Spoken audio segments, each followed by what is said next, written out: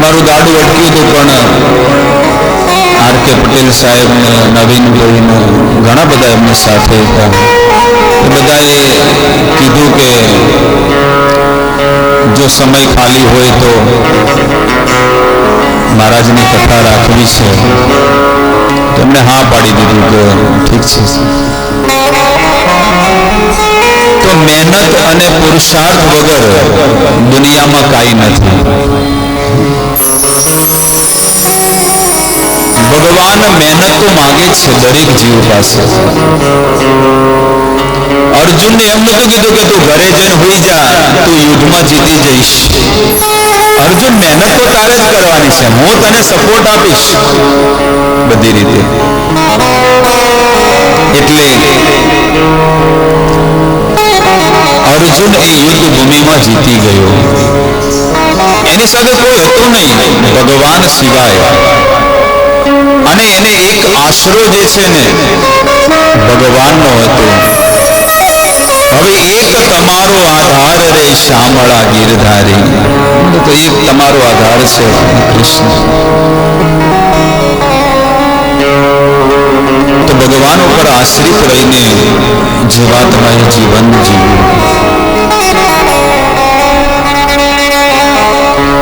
શિવ પુરાણ કથા પ્રયાગરાજમાં ત્રિવેણી સંગમમાં સૂત ગોસ્વામી 88,000 ઋષિ મુનિઓને આ કથા સંભળાવી રહ્યા છે.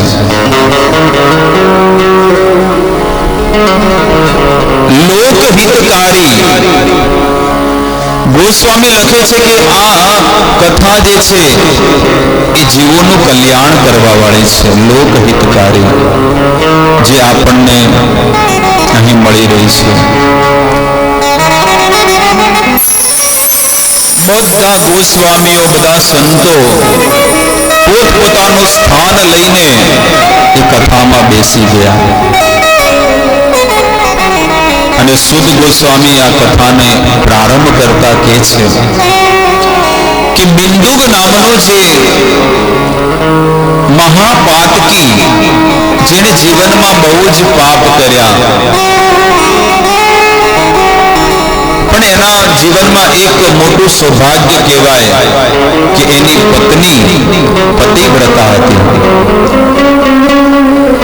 હકીકતમાં એ પણ ખોટા માર્ગે લાગી, પણ છેલ્લે જ્યારે એને એક શુદ્ધ બ્રાહ્મણના મુખેથી જ્યારે ભગવાન ભોળાનાથની કથાને શ્રવણ કર્યું, ત્યારે એના જીવનમાં બહુ ગ્લાનિ થઈ, બહુ પશ્ચાતાપ થયો. પશ્ચાતાપનો અર્થ છે કે જે પાપ કરે એના પછી જે બળતરા થાય ને હૃદયમાં, એને પશ્ચાતાપ કહેવાય. અને એને જીવનમાં પહેલી વાર આવી ગ્લાનિ થઈ, બહુ દુઃખ થયું કે મેં મારા જીવનમાં આટલા બધા પાપ કર્યા, મને કયા નરકમાં મને દંડ મળશે? અરે મને તો નરકમાં જગ્યા નહીં મળે, એટલા બધા મેં પાપ કર્યા છે. અનગિનત અઢળક પાપ કર્યા છે. એટલે એ ચંચુલા જે છે એ સંતના ચરણોમાં પડીને કહે છે કે મારે શું કરવું જોઈએ? હે દેવી, તમે તપ કરો, ભૂખ્યા તરસ્યા સાધના કરો અને શરીરને તપાવો. સંસારમાં મનુષ્ય જ્યાં સુધી તપશે નહીં, ભગવાન માટે કંઈક ત્યાગ નહીં કરે, ત્યાં સુધી એને હરિની પ્રાપ્તિ કરવી બહુ મુશ્કેલ છે. તમે એમ કહો કે બેઠે બેઠે મને ભગવાન મળી જશે, ભૂલી જાઓ. ભગવાન તો પરીક્ષા તો લેવાના જ છે. પરીક્ષા વગર કે ભગવત ધામ થોડું મળે. ભગવાનનું ધામ પરીક્ષા તો લે. અને જે સ્કૂલમાં ભણતા હોય ને એની પરીક્ષા થાય, રોડ ઉપર રખડતા હોય એની થોડી પરીક્ષા ચાલે થાય. જે સ્કૂલમાં ભણવા જાય એની પરીક્ષા થાય. એવી રીતે જે સત્સંગી છે, જે કોઈ ગુરુના આશ્રિત રહીને ભજન કરે, તો ભગવાન એની પરીક્ષા લે છે.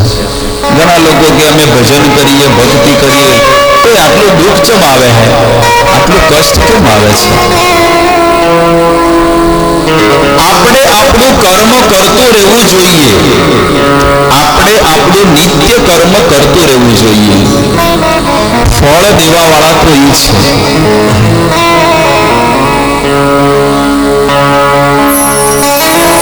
ગીતામાં ભગવાન કહે છે ને કે કર્મ કરવાનો તને અધિકાર છે, પણ કર્મનો ભોગતા તું નથી. એ ભોગતા તો હું જ છું. કર્મણ્યવાધિકારસ્તે મા ફલેષુ કદાચન. તને કર્મ કરવાનો અધિકાર છે, કર્મ કરી શકે છે, પણ એનો હકદાર તું નથી.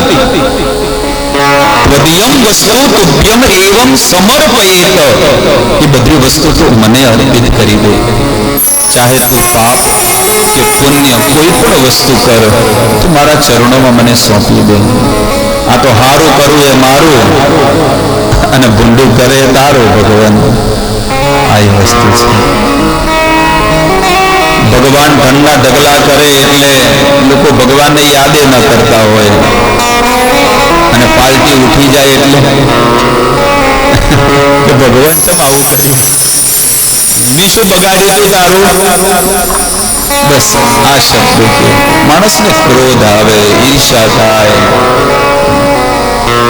સમભાવથી જીવવા વાળા બહુ ઓછા જગતમાં છે. સમભાવથી કે સુખમાં અને દુઃખમાં સમભાવથી જીવો. એ ભાવ ક્યારે આવશે જીવની અંદર? આ ભાવના ક્યારે આવશે કે હું સમભાવથી જીવન જીવું? દુઃખેશુ ઉદ્વિગ્ન મના. જીવાત્માને જ્યારે દુઃખ આવે ને તો ઉદ્વિગ્ન થઈ જાય, ક્રોધિત થઈ જાય, આમ ફાલે ચડી જાય કે મને કેમ આટલું દુઃખ આવ્યું. દુઃખેશુ ઉદ્વિગ્ન મના સુખેશુ વિગતસ્પૃહ. અને સુખમાં આવે ને તો આઢોય ના રહે. નોટો કમાઈ જાય, 1000 રૂપિયાના ભાવની જમીન લઈને સીધા 3000 થઈ જાય, અને 50 વીઘા જગ્યા હોય તો માણસ 3 ફૂટ ઊંચો થઈ જાય. 3000 રૂપિયા ભાવ થઈ ગયા ફૂટના. પણ એ કરવા વાળા કોણ છે? ઠાકોરજી છે, ભગવાન.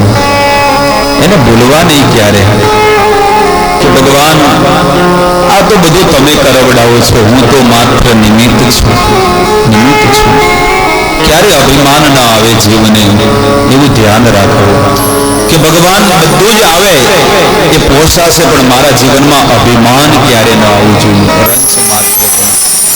અને જે દાડે અભિમાન આવી ગયું એટલે પતી ગયું એનું જીવન. આજે આ ચંચુલા એવી સાધનામાં લાગી ગઈ, એવું વ્રત કરે છે કે ભૂખ્યા ને તરસ્યા આખો મહિનો, એને આ શ્રાવણ મહિનો હતો એ આખો મહિનો ભૂખ્યા ને તરસ્યા, પાણી પીધા વગર એને ભગવાનના નામનો જાપ કર્યો છે. પંચાક્ષર મંત્રનો એને જાપ કર્યો છે.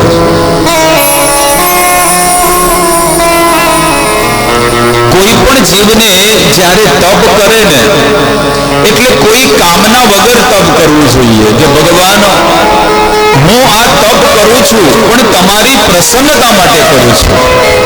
મારે બદલામાં કઈ જોઈતું નથી. તમે મને આ સંસારમાં જન્મ આપ્યો એટલે મારી ફરજ બને કે હું તમારી સેવા કરું, તમારી કથા સાંભળું, તમારો સત્સંગ સાંભળું, તમારું નામ લઉં. એ મારી ફરજ બને છે, એ મારા ફરજમાં આવે છે. એટલે કોઈ કામના ન હોવી જોઈએ, કોઈ ઈચ્છા નહીં. તમે જ્યારે જપ કરો છો, કીર્તન કરો, કથા સાંભળો, આરતી કરો છો, કોઈ પણ પ્રકારનું જ્યારે તમારું આધ્યાત્મિક કર્મ થાય તો ભગવાન તમારી પર બહુ પ્રસન્ન થતા હોય છે. બહુ પ્રસન્ન થાય. ભગવાન વિચાર કરે કે એ બ્રહ્માંડ ભરી અનંત જીવગણ, આ સંસારમાં લાખો ને કરોડો જીવો છે, પણ એ બધા છે, પણ એમાંથી અમુક જીવો આપણા જેવા જે છે એ ભગવાન માટે જિંદગી જીવતા હોય છે, ભગવાન માટે જીવે છે. તો આપણે પણ ભગવાન માટે જીવવું જોઈએ કે ભગવાન તમે મને 24 કલાક આપ્યા છે આખા દિવસમાં, તો હું 2 કલાક તમારા માટે આપીશ. હું વધારે તો ફાળવી ન શકું, પણ રોજના 2 કલાક હું તમારી માટે ફાળવીશ. 22 કલાક મારા, 2 કલાક તમારા. અને 2 કલાક તમે કોઈ પણ આધ્યાત્મિક પ્રવૃત્તિ કરો. તમે કૂતરાઓ માટે રોટલા બનાવો અને શેરીએ શેરીએ તમે એ સેવા કરી શકો છો. ચકલાઓને દાણા નાખો. જ્યારે તમે ઘરેથી વાટકો ભરીને જ્યારે ચકલાને ચણ નાખો ને ચકલાઓ જ્યારે દાણા ખાય ને, તમારા હૃદયમાં કેટલો આનંદ આવશે, કેટલું સુખ મળશે. અને એ જ્યારે કબૂતર હોય, ચકલા હોય, પશુ પક્ષી જે પણ છે, એ જ્યારે ખાય ને એ આશીષ બોલાવે, આશીષ બોલે, એ આશીર્વાદ આપે એ પરિવારને કે જેના ઘરેથી આ ચણ આવ્યું છે ને એ બધા સુખીથી રહેજો. આવા છે, કારણ કે એના અંતરાત્મામાં કોણ બેઠું છે? ભગવાન બેઠા છે ભાઈ.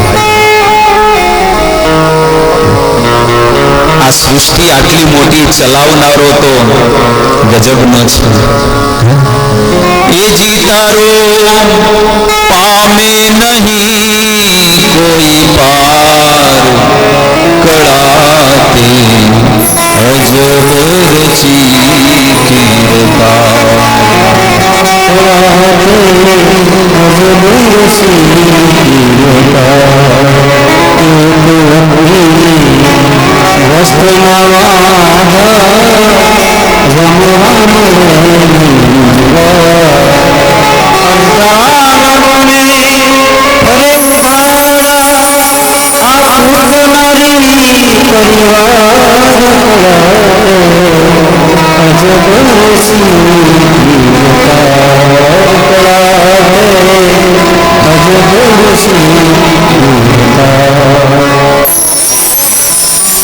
એજી તારો પામે નહીં કોઈ પાર, કળા તે અજબ રચી કીર્તા. એક વ્યક્તિને વસ્ત્રના વાંધા અને જમવા મળે ને જુવાર. ભગવાને જો આપણને ભરપૂર ધન આપ્યું હોય, એટલું બધું ઐશ્વર્ય આપ્યું હોય, તો આપણે પણ કોઈક ગરીબને મદદ કરીએ, એને અન્ન આપીએ, એને વસ્ત્ર આપીએ, તો ભગવાન બહુ કૃપાને આશીર્વાદ વરસાવે છે. કહે છે ને કે દીધું હોય તો દેતો જાજે અને ચપટી ચણ નાખતો જાજે. બીજા કોઈ શરીરમાં સુવિધા નથી. આ માત્ર ને માત્ર મનુષ્ય શરીરમાં જ એવી ફેસિલિટી ભગવાને મોકલી છે કે તમે આ કાયાથી સત્કર્મ કરી અને ભગવત ધામના અધિકારી બનો. અને આ કાયાથી જો પાપ કરશો ને તો અધોગતિ તમારી થશે. નક્કી તમારે કરવાનું કે મારે ક્યાં જવું છે. આ ગાડીને સારી જગ્યાએ પણ તમે લઈ જઈ શકો છો. આ મનુષ્ય રૂપી ગાડી એને સારી જગ્યાએ તમે લઈ જઈ શકો છો, ધર્મના માર્ગે. અને જો માણસ અધર્મ કરે ને તો પાપ વૃત્તિથી એની અધોગતિ થઈ જાય. આ ગાડી સીધી નરકમાં જાય. અને એકવાર નરકમાં જો પહોંચી ગયા ને આપણે, કોઈ કાળે આપણે નહીં છૂટી શકીએ, કોઈ કાળે નહીં છૂટી શકીએ. એક વખત જતા રહે ને ત્યાં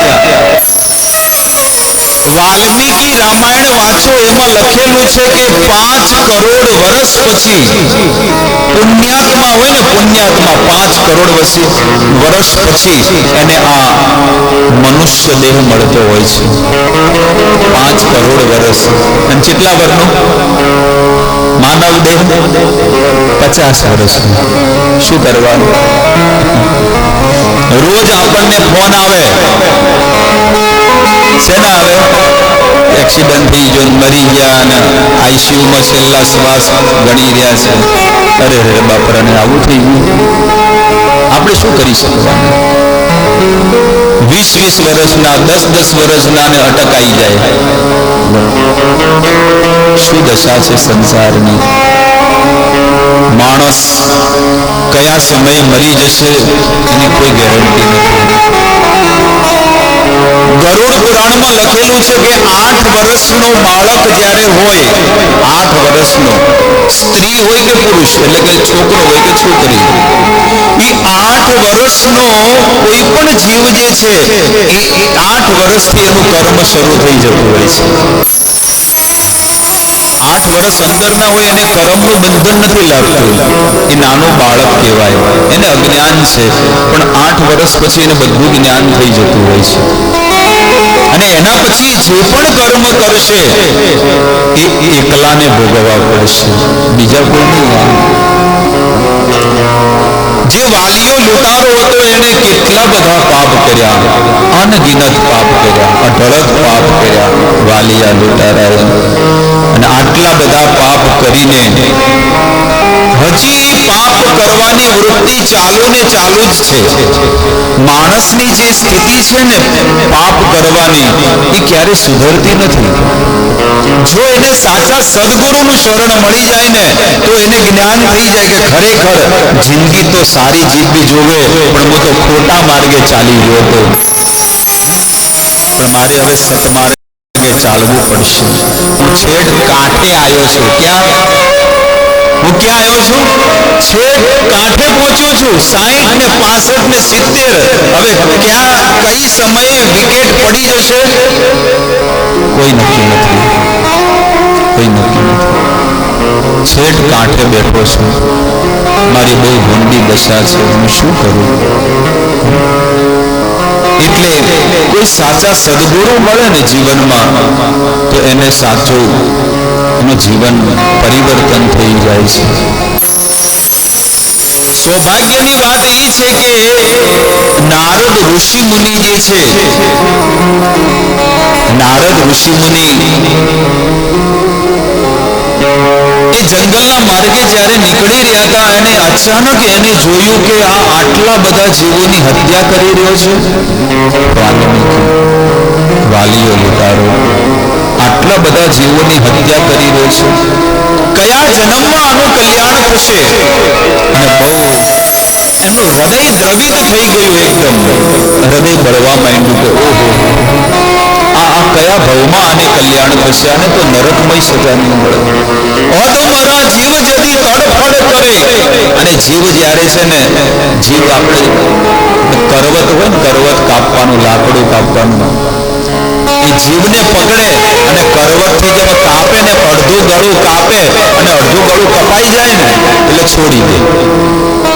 પશુ પક્ષી મોટા મોટા જે જીવો છે એને કાપી દેતો, એને ચામડું કાઢી અને વેચવાનો ધંધો કરતો આ વાલીઓ લૂંટારો.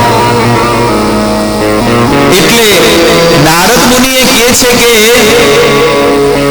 તું આ પાપ કરે છે, તને ખબર નથી? અરે આપણે પણ હાથ કાપો તો એમાં રક્ત આવે, અને આની અંદર પણ રક્ત આવે છે, લોહી. તો તું આટલા બધા પાપ કર્યું છે, તને ડર નથી લાગતો? હું મારા પરિવાર માટે આ પાપ કરું છું, મારા પરિવાર માટે કરું છું, આનાથી મારા પરિવારનું ભરણ પોષણ થાય છે. પણ તને ખબર છે કે તું આ પાપ તો કરી રહ્યો છે, પણ આનાથી તને નરક પણ મળશે.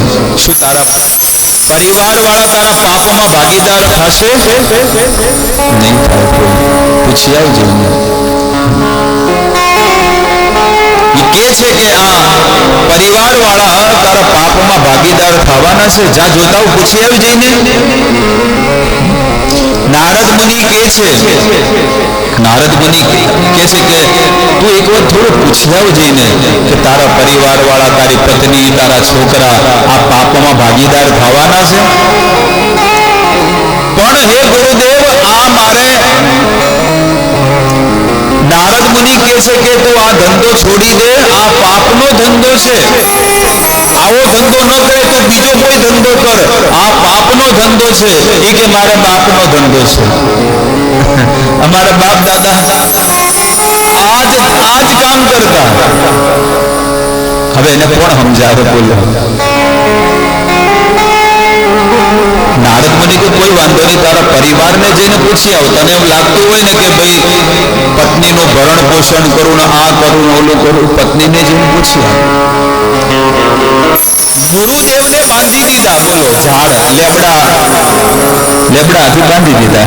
ગુરુદેવને બંધાય પણ એને બાંધી દીધા. બોલો. આવી પરીક્ષાઓ ગુરુની થાય, સંતોની. જીવનો ઉદ્ધાર કરવો હોય ને તો એને બંધાવવું એ પડે. કેટલી કષ્ટી ભોગવે છે ને કે નારદ મુનિ કે શું જાતું. ચલો આપણે આગળ, આપણે આપણું સ્વતંત્ર ભજન કરીએ. નહીં, જીવોના કલ્યાણ માટે સાધુ સંતો ફરે છે, વિચરણ કરે છે, લોકોને સમજાવે છે કે તમે સત્કર્મ કરો, ભગવાન માટે જીવન જીવો. વાલીઓ લૂંટારો ઘરે જાય છે, ઘરે જઈને પોતાની પત્નીને કહે છે કે હે પ્રિય, તારી માટે હું આટલા બધા પાપ કર્મ કરું છું, આટલા બધા જીવોની હત્યા કરું છું, તો શું તું મારા પાપમાં ભાગીદાર થઈશ? શું કોણ પહેરવા આવ્યા હતા? સાધુ બની જવું હતું. હવે તમે લગ્ન કર્યા, 4 ફેરા ભર્યા, તો હવે પૂરું પણ. અને તમે કોઈ એકલા નથી, આખી દુનિયા આ જ કરે છે. ઘેર બધાને આ જ છે. બિચારો નીચું મોઢું કરીને છોકરા પાસે ગયો, અને છોકરા પાસે છોકરાને જઈને કે તારા માટે હું આટલું કાળું ધોળું કરું છું, તો શું તું મારા પાપમાં ભાગીદાર થાય? અને એક્શનના બૂટ, કોમ્પ્યુટર, લેપટોપ, બાઇક અને કેટલી બધી સુવિધા, અને આટલું બધું તારા માટે કાળું ધોળું કરું છું, ચોરી કરું, લૂંટફાટ કરું, જેટલાના ગળા વાટું, થાણે આ રૂપિયો ભેગો થાય એમને થતો નથી. તો શું બેટા તું મારા પાપમાં ભાગીદાર થઈશ? શું કોમ જણ્યા હતા? નતા જણવા, હવ જણે છે, અને હવ બધા પૂરું કરે છે, તો તમે કરો. જયારે આવો રોકડો જવાબ મળ્યો એ વાલિયા લૂંટારાને કેટલી વીતી હશે. બોલો. કે આ જગતમાં કોઈ કોઈનું નથી, કોઈ કોઈનું નથી, બધા સ્વાર્થી લોકો છે. એને ત્યારે ખબર પડી. બોલો. આટલા વર્ષોથી કરતો તો કર્મ, પણ ખબર ન પડી. પણ ગુરુએ જયારે સંભળાવ્યા ને સારા શબ્દ, તો એનું જીવન પરિવર્તન થઈ ગયું. સીધો ગુરુ મહારાજ પાસે આવ્યો, દોયડેથી પોદ્યાદા કાઢ્યા અને ચરણોમાં દંડવત પ્રણામ કરીને કહે છે કે હે ગુરુદેવ, નિશ્ચિતમાં તમે મારા ગુરુ છો અને ગુરુ બનીને આવ્યા છો, તો તમે મને સદ ઉપદેશ આપો કે મારે શું કરવું જોઈએ. ત્યારે નારદ મુનિ કહે છે કે જો તારે આ કર્મના બંધનમાંથી નીકળવું હોય તો આજ સુધી તું જેટલું ધન કમાણો છે ને એ બધું ધન લઈને સારા માર્ગે તું વાપરી દેજે, તો તારું ધન પવિત્ર થશે. કે એ ધનના છાંટા તને તો ઉડશે, પણ તારા છોકરાઓને પણ ઉડશે. કોઈ પણ એવું અનીતિનું ધન જ્યારે આપણા ઘરમાં આવી જાય ને, એ ઘરની દિવાલો જે છે ને, દિવાલો, એની ઘરની અંદર માણસને કંટાળો આવશે, દુઃખ આવશે. આપણી ભાષામાં કહેવાય કે એને ચેન નહીં પડે, ઘરની અંદર શાંતિ નહીં હોય, કલહ હશે. કારણ કે એવું અનીતિનું ધન આવી જાય ને તો ઘરને ખેદાન કરી દે, એના છાંટા ઉડે. આવી રીતે વાલિયા લૂંટારાએ બધું ધન જોતું ને બધું સત્કર્મમાં વાપરી દીધું. સાધુ સંતો જમાડ્યા, કથા કીર્તન સત્સંગ, મંદિર બનાવવા, એવી ધાર્મિક પ્રવૃત્તિમાં એને બધું ધન વાપરી દીધું. કે ગુરુ મહારાજ તમે મને મંત્ર આપો. અને ગુરુ મહારાજે કીધું કે હું તને રામ નામ મંત્ર આપું છું, તો રામનું નામ લેજે. બોલો રામ, બોલો રામ. એ છે વાલિયાને કે રામ નામ બોલો, કે રામ રામ રામ મરા મરા મરા મરા કરે છે. એટલે ભાઈ રામ બોલ, રામ રામ કરતા મરા મરા મરા કરે છે. કારણ કે મરા મરા કરતો એટલે કે મારવાનો જ ધંધો હતો, તો શું કરે? મરા જ કે શું કરે? જે આખું જીવન પ્રવૃત્તિ કરતો હોય માણસ, એની જીભ ઉપર અને મનમાં પણ એ જ વસ્તુ હોય છે. જે વાલીઓ ઉતારો મરા મરા મરા કરતા, ભાઈ રામ રામ બોલ, મરા મરા મરા મરા મરા મરા. નારદ મુનિ કહે છે કે ખેતરમાં બીજવારો એટલે કે બીજ ઊંધું વાવો, સીધું વાવો, આડું વાવો, ગમે તેવું વાવો, પણ ભણવો તો સીધો જ ફૂટે. એમ ભગવાનનું નામ તમે ગમે જેવું લો, પણ ભગવાન તો એમનું નામ તો પૂરેપૂરું ફળ આપે છે જીવને. આખો સંસાર જાણે છે, આખી દુનિયા જાણે છે, ઉલ્ટા નામ જપત જગ જાના, વાલ્મીકી ભય બ્રહ્મ સમાના. ભગવાન જેટલો પૂજનીય બની ગયો વાલ્મીકી, અને એ વાલીઓ લૂંટારો હતો પણ વાલ્મીકી બની ગયો. એટલે કે છે કે સંતોના સંગમાં એક ગટર હતો, એનું જીવન ગટર જેવું બની ગયું, પણ હે ગુરુદેવ, તમે ગટરને ગંગા બનાવી દીધી, ગટરને ગંગા બનાવી દીધી. અને હું એક બાવળિયા જેવો હતો, પણ તમે મને ગુલાબનો ફૂલ બનાવી દીધું. મારું જીવન એકદમ ગંદુ હતું, ઉકરડા જેવું હતું, પણ તમે સુગંધિત પુષ્પ જેવું બનાવી દીધું. હે ગુરુદેવ, તમારો ખૂબ ખૂબ ધન્યવાદ કે તમે મારા જીવનમાં આવ્યા અને મારું જીવનને પવિત્ર કરી દીધું. આજે ચંચોલા એ તો ભજન કરી ભગવત ધામમાં પહોંચી ગઈ અને પાર્વતીની સખી, પ્રિય સખી બની ગઈ. અને જ્યારે પ્રિય સખી બની, ચંચોલાએ એક દિવસ માતા પાર્વતીને કહે છે કે હે માં, આજે હું આ સ્થિતિ સુધી પહોંચી છું, પણ આ સંસારમાં જેણે મારો હાથ પકડ્યો છે ને, મારા ધણી, એને જીવનમાં બહુ પાપ કર્યા છે. તો હે માતા, તમે મને કહો કે ક્યાં આગળ છે? ત્યારે માતા પાર્વતી કહે છે કે તમારા પતિ વિંધ્યાચલ પર્વત ઉપર પિશાચ બનીને, પિશાચ એટલે રાક્ષસ, જેને શરીર નથી, એવા પિશાચ બનીને ત્યાં આગળ રહી રહ્યા છે અને એનું જીવન કાપી રહ્યા છે. જ્યારે આ વાત કરી, એને બહુ દુઃખ થયું કે મારા પતિ પિશાચ યોનિમાં છે, અને બહુ દુઃખ થયું. અને ચંચોલા કહે છે કે મારી ઉપર તમે કૃપા કરો, ગમે તે કરીને એને છોડાવો, ત્યાંથી મારો જીવ બળે છે.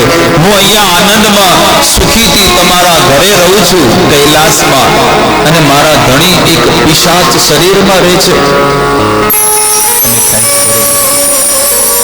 માતા પાર્વતીને પણ થયું કે ખરેખર મારે કંઈક કરવું જોઈએ આના માટે.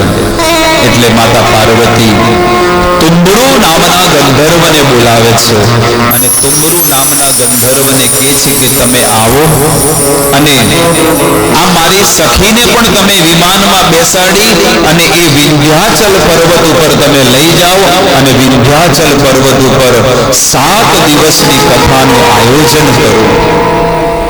ત્યાં આગળ 7 દિવસની શિવ મહાપુરાણ કથાનું આયોજન કરો, અને એનો ઉદ્ધાર કરીને વાજતા ગાજતા ઢોલે એને કૈલાસમાં જઈને બેઠો. સિક્કો લાગી ગયો. હવે સિક્કો લાગી ગયો કે જો એનું કોઈ જીવનમાં કલ્યાણ થાય એવું નહોતું, પણ આગળથી જેની પત્નીએ જ્યારે આ વાત કરી, એટલે એનો ઉદ્ધાર થઈ ગયો, એનું કલ્યાણ થઈ ગયું. આજે તુંબરુ નામનો ગંધર્વ જે છે વિંધ્યાચલ પર્વત ઉપર ગયા. થોડા આગળ આવી જાઓ બહેનો ભાઈઓ, થોડા એટલે પાછળ બધા બેસતા થાય. બધા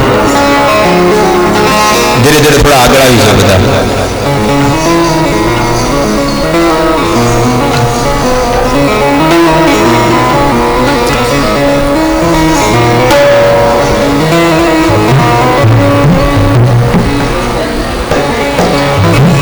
તુંબરુ નામનો ગંધર્વ જે છે, એણે 7 દિવસની કથાનું આયોજન એ વિંધ્યાચલ પર્વત ઉપર કર્યું. અને જેવું વિંધ્યાચલ પર્વત ઉપર 7 દિવસનું આયોજન થયું, કોલાહલ મચાઈ ગયો આખા સંસારની અંદર. અને આખા સંસારના બધા દેવતાઓ બધા લોકો આવ્યા અને એ લોકો કથામાં આવીને બેઠા છે કે તમે અમને ભગવાનની કથા સંભળાવો. બધા લોકો આવીને ભગવાનની કથા સાંભળવા બેસી ગયા છે. વાયુ વેગે આખા સંસારમાં વાત ફેલાઈ ગઈ છે અને બધા લોકો એ કથામાં આવીને બેઠા છે.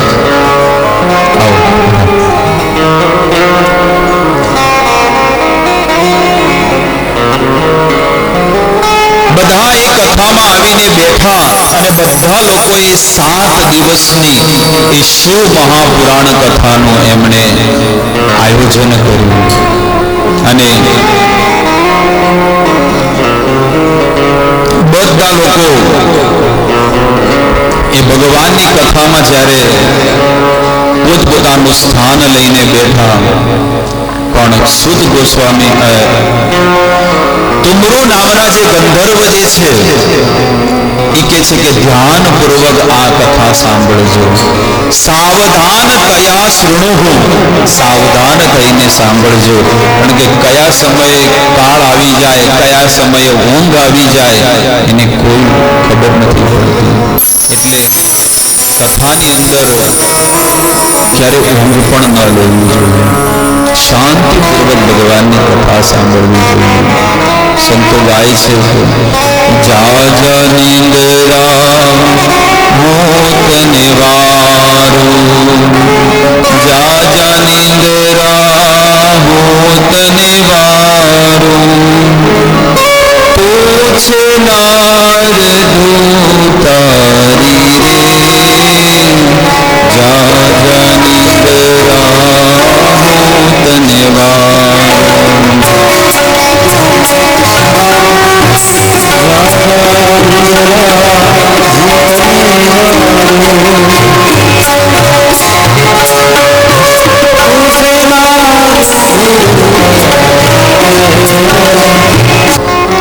નિંદ્રા કે હું નથી ધુતારી, હું છું સૌની પ્યારી રે.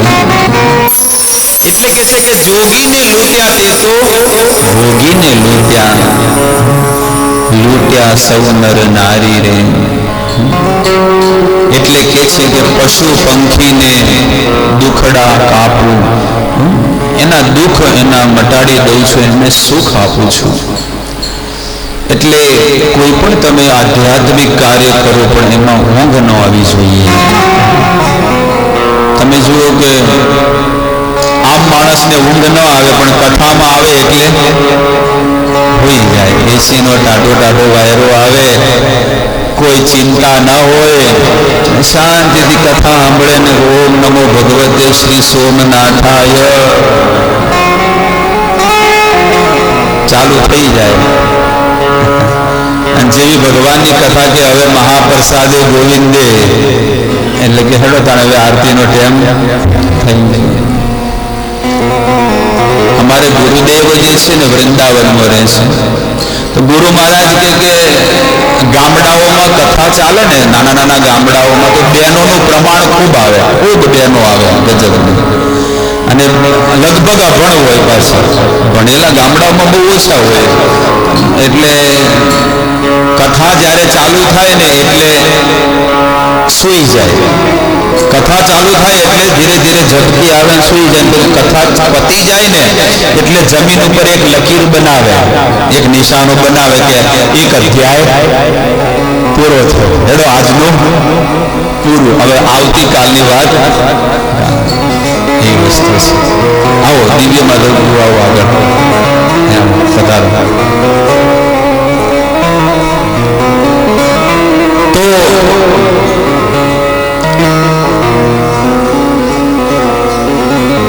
કોલાહલ આખા સંસારમાં જ્યારે આ વાત ફેલાઈ અને એ પિશાચ યોનિમાં હતો. બિંદુક જે છે ને એ પિશાચ યોનિમાં હતો અને જ્યારે 7 દિવસ એને કથા સાંભળી, 1 2 3 4 એમ એના ભવબંધનની 7 ગાંઠો હતી ને એ 7 દાડામાં સાથે 7 ગાંઠો તૂટી અને વિમાનમાં બેસાડી અને એ ભગવાનના ઘરે પહોંચી ગયો.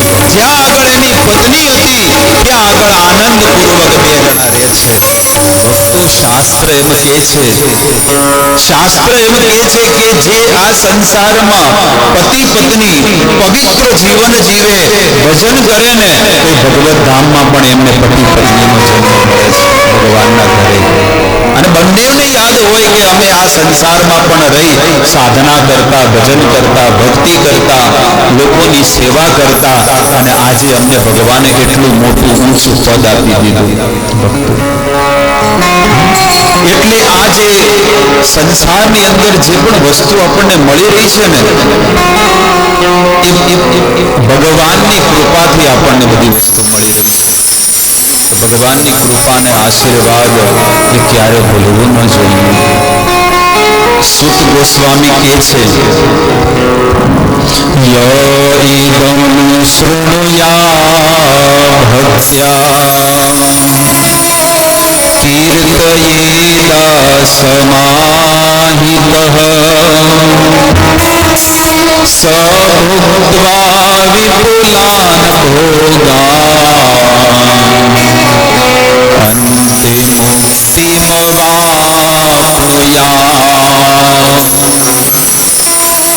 સુત ગોસ્વામી 88,000 ઋષિ મુનિઓને એ પ્રયાગરાજમાં આ વાત કરે છે કે હે ઋષિ મુનિઓ, જો કોઈ શ્રદ્ધાપૂર્વક આ બિંદુક અને ચંચુલાની પણ જો માત્ર નાની કથા સાંભળે છે ને, અને આ કથા સાંભળવાનું ફળ શું છે?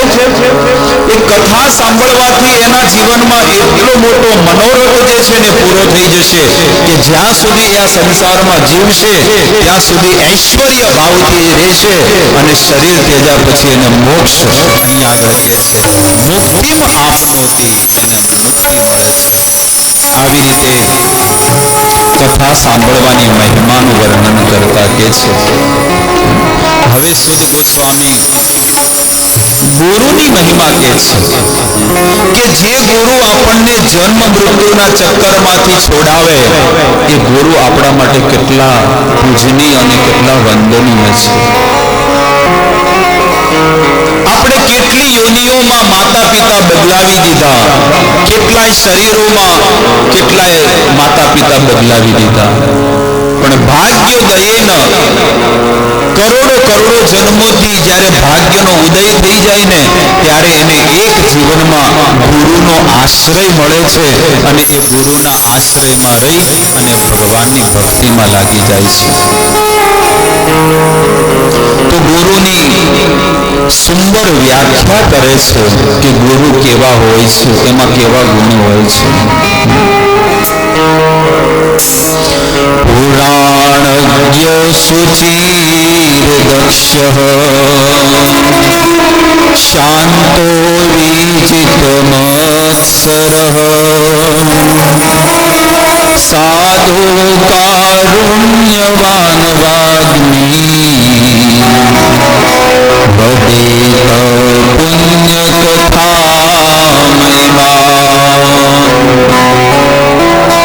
સાધુની વ્યાખ્યા કરે છે, ગુરુની વ્યાખ્યા કરે છે કે ગુરુ કેવા હોય છે. એક વક્તા એની વ્યાખ્યા કરે છે. સુત ગોસ્વામી એ કહે છે કે પુરાણ વેદતા કેવા હોવા જોઈએ? જે કથા કરે છે એ કહે છે કે પવિત્ર હોવા જોઈએ. સૌથી પહેલી શરત એ પવિત્ર હોવા જોઈએ. બીજી વાત કરે છે દક્ષ, સંપૂર્ણ જે વેદ અને શાસ્ત્ર જે છે ને એ કહેવામાં દક્ષ હોવા જોઈએ. સંપૂર્ણ વેદ શાસ્ત્ર એના કંઠસ્થ હોવા જોઈએ. ઉપનિષદ, પુરાણ, સંહિતાઓ આ બધું એને કંઠસ્થ હોવું જોઈએ. આગળ કહે છે શાંત. આટલું બધું હોવા છતાં પણ કેવા હોવા જોઈએ?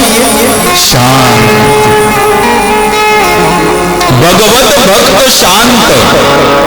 ભગવદ ભક્ત નિષ્કામ અતએવ શાંત ભુક્તિ મુક્તિ સિદ્ધિ કામી સકલી અશાંત. ભગવાનનો ભક્ત કેવો હોય છે? નિષ્કામ. એને કોઈ કામના નથી હોતી. એની એક જ કામના હોય છે કે સંસારના બધા જીવો જે છે ને ભગવાનની ભક્તિ કરે અને ભક્તિ કરીને ભગવાનના ઘરે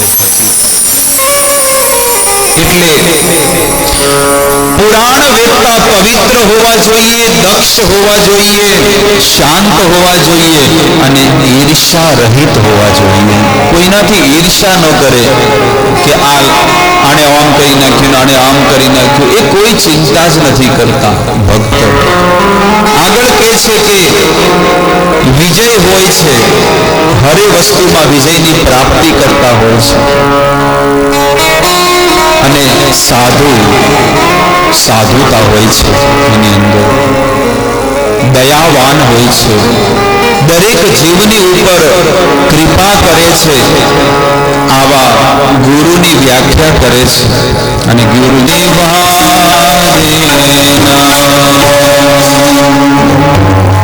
88,000 ઋષિ મુનિઓ સુત ગોસ્વામીને પ્રાર્થના કરે છે કે હે ગુરુદેવ, તમે ભગવાનથી અભિન્ન જે એવી શિવ મહાપુરાણને તમે આગળ કહો કે કોઈ કથા સાંભળે એની શું લાયકાત છે, કઈ રીતે એને કથા સાંભળવી જોઈએ. ત્યારે સર્વપ્રથમ એ કથા શ્રવણની શરતો મૂકે છે કે કથા સાંભળવી 7 દિવસ સાંભળવી, પણ એની શરત છે કે કઈ રીતે શ્રવણ કરવી જોઈએ.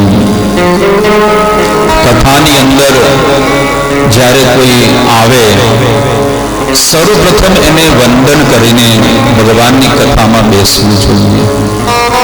ભગવાનને, વ્યાસપીઠને, વક્તાને, કોઈ બ્રાહ્મણ આવ્યા છે તો એ સંતોને બધાને વંદન કરી અને પછી કથાને સાંભળવાની શરૂઆત કરવી જોઈએ. બીજી વસ્તુ કે છે તાંબૂલમ ચ ભક્ષ્યન્તો યે શૃણવન્તિ મામ કથાનરઃ સ્વવિષ્ઠામ ખાદયન્તે અંતકેયમ કિંકરઃ. જો કોઈ પણ જીવ આવીને કથામાં આવીને તાંબૂલમ છે એટલે કે કોઈ માવો, ગુટકા, તમાકુ ખાતો હોય અને ખાવાનું ચાલુ હોય તો એ જીવને બહુ અહીંયા લખેલું છે કે વિષ્ઠા એટલે કે જ્યારે જીવ મરે ને તો એને વિષ્ઠાનો અર્થ થાય કે એને મળ મૂત્ર એને ખાવું પડતું હોય છે. વિષ્ઠા સ્વવિષ્ઠામ ખાદયંતે કે એને ખવડાવે છે કે તું ભગવાનની કથામાં જઈને આવું કર્મ કરે છે. અરે કથામાં આવીને આપણે કંઈક શીખવાનું છે અને તમે બીજાને બગાડવાની વાત કરો છો. એટલે કે છે કે તાંબુલમ ચ ભક્ષ્યંતો, ભક્ષ્ય એટલે કે એ ખાય છે અને ચાલુ કથામાં આવીને ખાતો હોય. અમુક તો ખાતા જાય લાગે કથામાં બેઠા હોય મંડપમાં શું કરે, ખાય ને થૂકે ત્યાં જગ્યાએ. એટલે અહીંયા ના પાડેલી છે. યે ચ તુંગાસના આરૂઢ શૃણવંતિ મામ કથા નરઃ.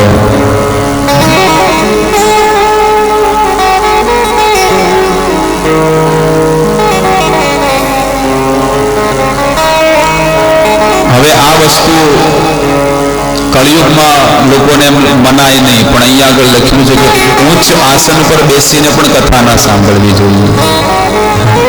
અહીંયા આગળ લખેલું છે કે સ ઉચ્ચ આસને યે તુંગાસના યે ચ તુંગા આસના રૂઢા. રૂઢા એટલે કે કોઈ ઊંચા આસન પર બેસીને પણ ભગવાનની કથા ન સાંભળવી જોઈએ.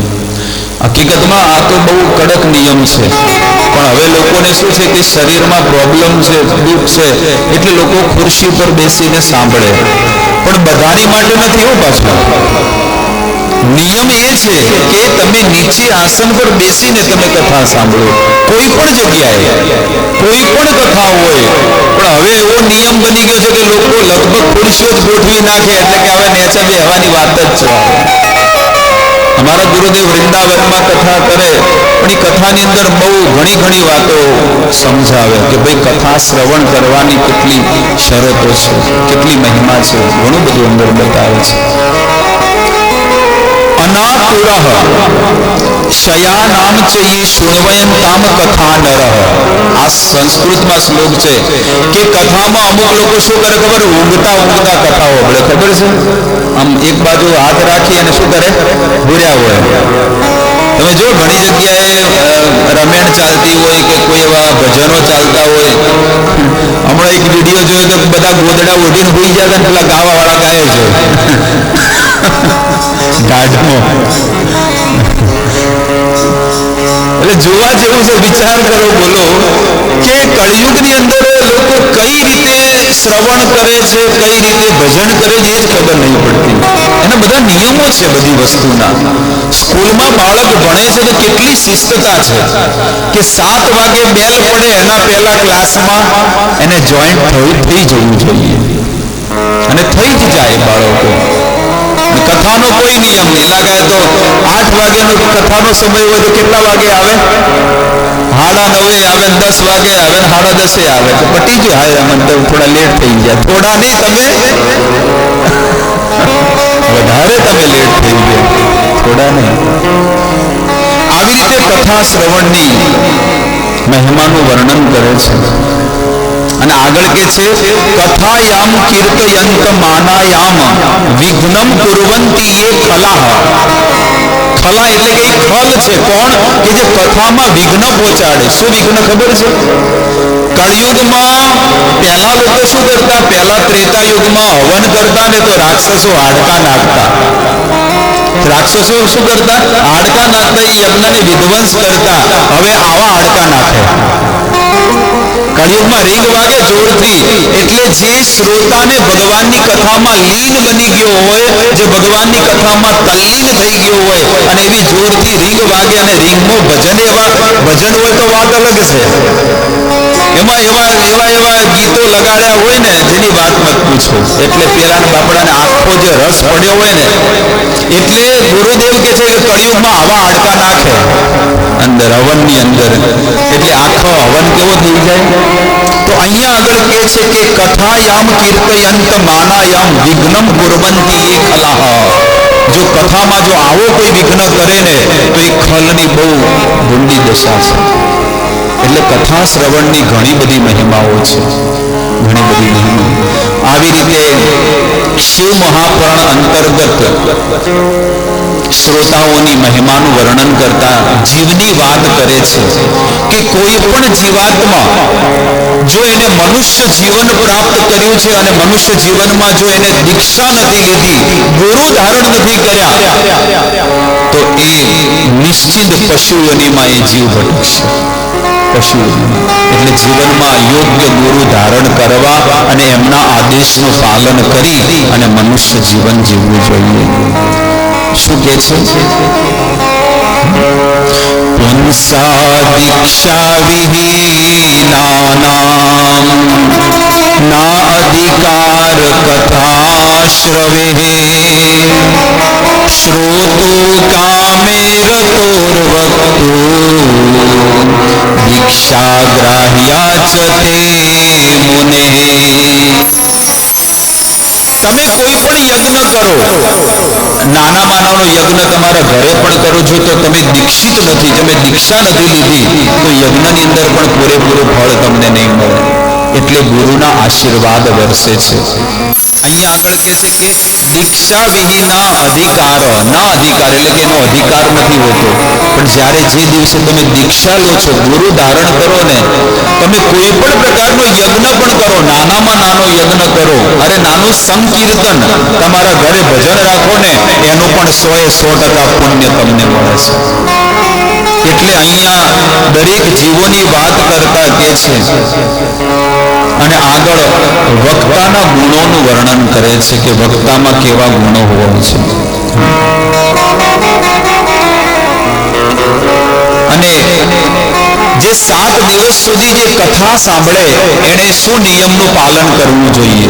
કથા તો શરૂઆત થાય છે, પણ એના પહેલા આનું મહાત્મ્ય કે છે કે 7 દિવસ સુધી એને એક ટાઈમ અનાજ ખાવું જોઈએ અને એક ટાઈમ ફરાળ કરવું જોઈએ. અને આપણે તો આમાંથી ઘણા બધા એવા છે કે જેને આખો મહિનો શ્રાવણ મહિનો કર્યો છે. કેટલા લોકો છે આખો મહિનો જેને કર્યો? બહુ સરસ.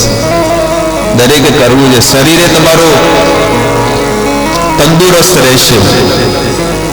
આવી રીતે ઘણી બધી વસ્તુઓ લખેલી છે, પણ સમયના અભાવે હું એ આગળ નથી કહેતો. આમાં લખેલું છે કે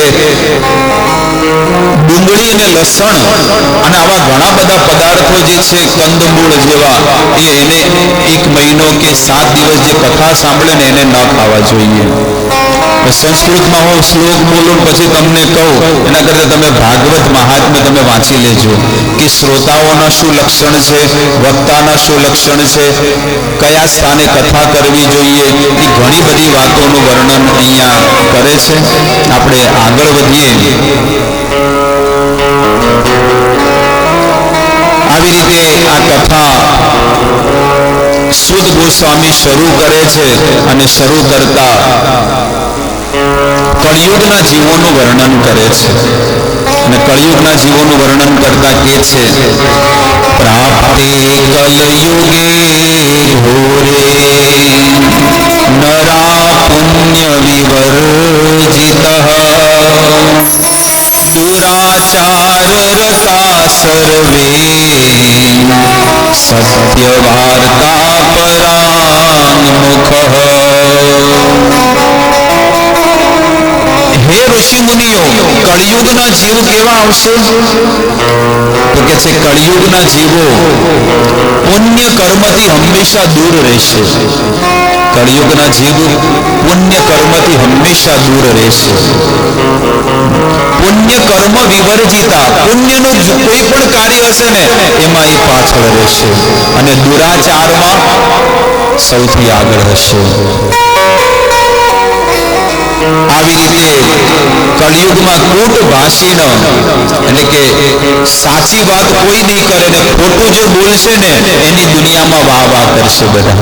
આ કળિયુગની ચર્ચા આગળ કે છે. અને બીજાના ધનને બધા લૂંટવા વાળા હશે. કોઈ બીની પાસેથી લૂંટીને લઈ લેશે, ગમે તે કરો. કોઈને એમ કે થોડા પૈસા આપજો મારે જોવે છે, અને પછી 2 મહિના પછી મિસ કોલ થઈ જાય. તમે જે નંબર ડાયલ કરો છો એ કવરેજ ક્ષેત્રની બહાર છે, વ્યસ્ત તો નથી. એટલે કે કળિયુગના આવા ધૂર્ત, લોભી, પાખંડી લોકો જીવ બનશે. મોટા ભાગના લોકો, સારા વ્યક્તિ પણ હશે, પણ મોટા ભાગના જીવો આવા હશે એનું વર્ણન કરે છે. એટલે સાધુ સંતોનું ચરિત્ર આવું હોય છે. અને સાધુ સંતો એ સંતોને એ જ ગૃહસ્થોને શીખવાડે છે કે તારા આંગણીએ કોઈ આવે તો આવકારો મીઠો આપજે રે. તારા ખુશી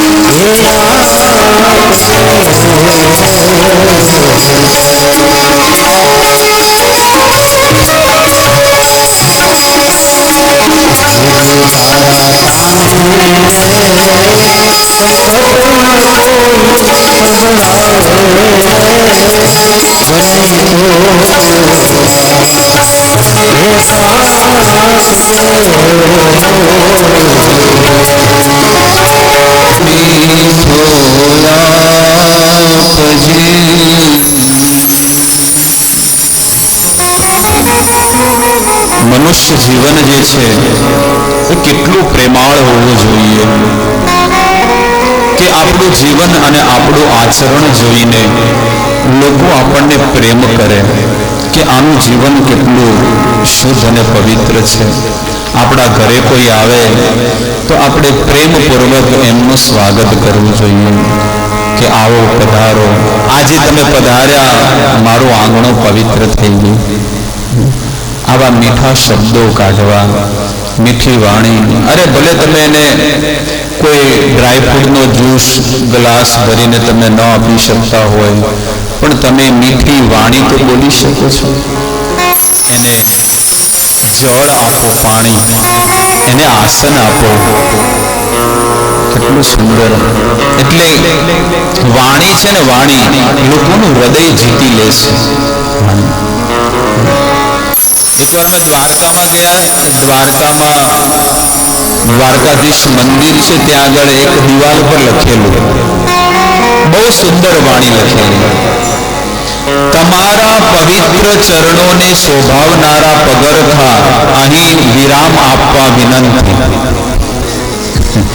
શું લખ્યું? તો આમ આપણને એમ લાગે કે પગરખા નહીં, બધું જ હૃદય આપી દઈએ.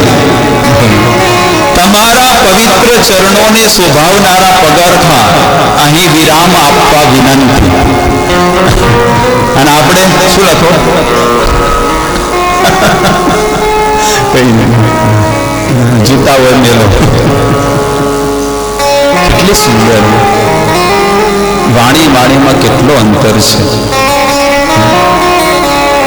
એટલે વાણી તમારી પાસે જ છે, અને એ વાણીને તમારે કઈ રીતે પ્રસ્તુત કરવી એ તમારી ઉપર છે. કે મારે કોઈ વ્યક્તિની સાથે ચર્ચા કરવી છે તો કઈ રીતે કરવી, કોઈ પણ. એટલે આજે સાધુ સંતો જે છે એ લોકોના જીવનમાંથી ઘણી બધી વસ્તુ આપણને શીખવા મળતી હોય છે. કળિયુગના જીવોનું વર્ણન કરતા કહે છે કે કળિયુગના જીવો ધૂર્ત, પાખંડી, લોકોને દુઃખ પ્રદાન કરવા વાળા, અને પોતાનો પેટ ભરાય, ઉદરણમ ભરણો જીવા, બસ પોતાનું પેટ ભરાય, બીજા બધા અમારે કોઈની ચિંતા નથી. પણ એ આ ભજનમાં શું કહે છે કે તારા પહેલા કેવું હતું કે રસોઈ બનતી ને ઘરમાં તો લોકો બહાર હાથ પાડતા કે કોઈ ભૂસું હોય તો આવી જાય, સાદ પાડતા, આવો પધારો. અને સાદ પાડતા શું કે ભાઈ કોઈ ભૂખ્યું હોય તો આવી જજો. અને ભલે પોતે ખાવા રોટલો ન હોય તો પણ બીજાને જમાડીને જમતા. આવો પ્રેમ હતો. અને કહે છે કે એને ઝાપા સુધી વળાવતા.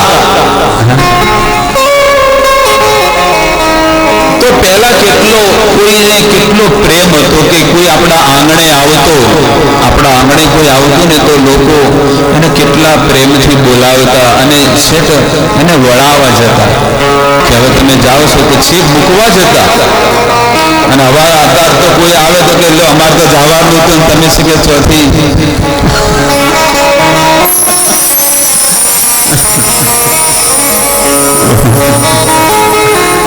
અમારે હાલ જવાનું હતું 12 માધવીમાં અને તમે અચાનક આવી ગયા. અમુક તો કઈ જ દે, હા ભલે જે થવું થાય. અમુક બહેનોનો સ્વભાવ એવો લાગે જે થવું થાય, પણ આવલો અમારે હાલ જવું હતું તમે આયા. અને સોફા તો તૈયાર પડ્યા જ હોય એટલે આસન આપવાની જરૂર હોય જ નહીં. સોફા તૈયાર જ હોય હોલમાં, એટલે બેહો. અને તૈયાર પીણું પડ્યું હોય ફ્રીજમાં, કાઢીને ગ્લાસ ભરીને આ આપી દીધું. એટલે જે ભાવ જે છે ને અંતરાત્માનો એ બધાના જીવનમાંથી ઉડી ગયો. એ પ્રેમ આનંદ જે વિવાહની અંદર મળતો એ આનંદ બધો ઉડી ગયો.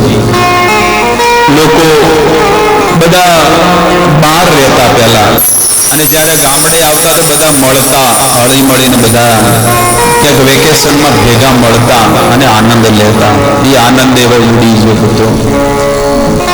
અરે ઘરમાં બધા માણસ જે ફેમિલી પતિ પત્ની હોય કે દીકરા ને દીકરી હોય એ એકબીજાને નથી મળતા. એક 7 વાગે જમે, એક 8 વાગે જમે, 11 વાગે જમે, એક તો કે હોટલમાં જમીને જ આવ્યો છે બારોબાર. આવું જીવન છે માણસોનું. કોઈ વ્યક્તિના જીવનમાં આનંદ અને સુખ નથી. આ કળિયુગની જીવોની વાત કરે છે. અને કળિયુગના જીવો આ પ્રકૃતિને નષ્ટ કરી નાખશે, સુદ ગોસ્વામી કહે છે. અને એ સત્ય વાત છે કે સતયુગને ત્રેતા લાવવા વાળા માણસ છે, કોઈ જાનવર નથી. ત્રેતાને દ્વાપર લાવવા વાળા પણ માણસો છે, અને દ્વાપરને કળિયુગ લાવવા વાળા પણ માણસો છે. આ પ્રકૃતિને બગાડવા વાળા પણ માણસો છે. કોઈ જીવ જંતુ જનાવર નથી. આ પ્રકૃતિને બગાડવા વાળા માણસો છે. ચકલાઓ, પશુ પક્ષી જે પણ છે ને, એ સાંજે 5 વાગે ને એ ચકલાઓ ચણ ખાઈ અને પોતાના માળામાં જતા રહે. અને આ રાતના 12 વાગે પાવભાજી ખાતો હોય રોડ ઉપર. ગમે ત્યારે તમે જો એ ખાવાનું ઊંઘવાનું, બીજું કોઈ શીખ્યો કળિયુગનો જીવ બીજું કોઈ શીખ્યો નથી. ખાવાનું ઊંઘવાનું બસ. રોડ ઉપર જતા હોય ને, રોડ ઉપર કોઈ પોપકોર્ન ખાતા હોય, કોઈ વેફર ખાતા હોય. તું જોતો ખરા, મનુષ્યનો દેહ તને મળ્યો છે અને તારી વિચારધારા, તારું રહેન સહન તારું કેવું છે, કેટલું મર્યાદિત હોવું જોઈએ. પછી કે અને આ વળજ્યું અને આ વળજ્યું. અરે તમે રોડ ઉપર તમે ગમે તે વસ્તુ ખાતા હોય થોડું ચાલે. ઘરની અંદર બેસી અને ભોજન કરવું જોઈએ. પહેલા તમે જુઓ કેટલી શિસ્તતા હતી. ઘરે બધા જમવાનો દરવાજો આડો કરીને બધા જમતા. શાંતિથી હવે જમો અને એક શબ્દ કોઈ બોલવું નહીં. બધા જમો એટલી વાર એક શાંતિપૂર્વક તમે જમો. આવી વાત બધું ફરી ગયું. ગમે ત્યાં ઊંઘે, ગમે ત્યાં ખાય, ગમે ત્યારે ઉઠે ને ગમે ત્યારે બધી પ્રવૃત્તિ. ખાવાનું ને જે બી હોય એ બધો નિયમ બધો ચેન્જ થઈ ગયો, પરિવર્તન થઈ ગયું. એટલે માણસે નિયમિત શિસ્તતાપૂર્વક રહેવું જોઈએ. આ પ્રકૃતિને માનવે બગાડી દીધી. આ પ્રકૃતિ સવારમાં પક્ષીઓ કેવા કલરવ કરી રહ્યા હતા, પણ હવે ઝાડવા નથી રહ્યા. કે સવારમાં 4 વાગે ને 5 વાગે ને એટલે પક્ષીઓનો કેટલો મીઠો મીઠો કલરવ, અને એવા અલગ અલગ પક્ષીઓ બધા એવા અવાજ કરે ને એ આનંદ આવે. પણ હવે પક્ષીઓનો કોઈ આવાજ કોઈ જગ્યાએ નથી. કારણ કે ઝાડ જ નથી રહ્યા તો શું કરીએ? ઝાડ જ નથી.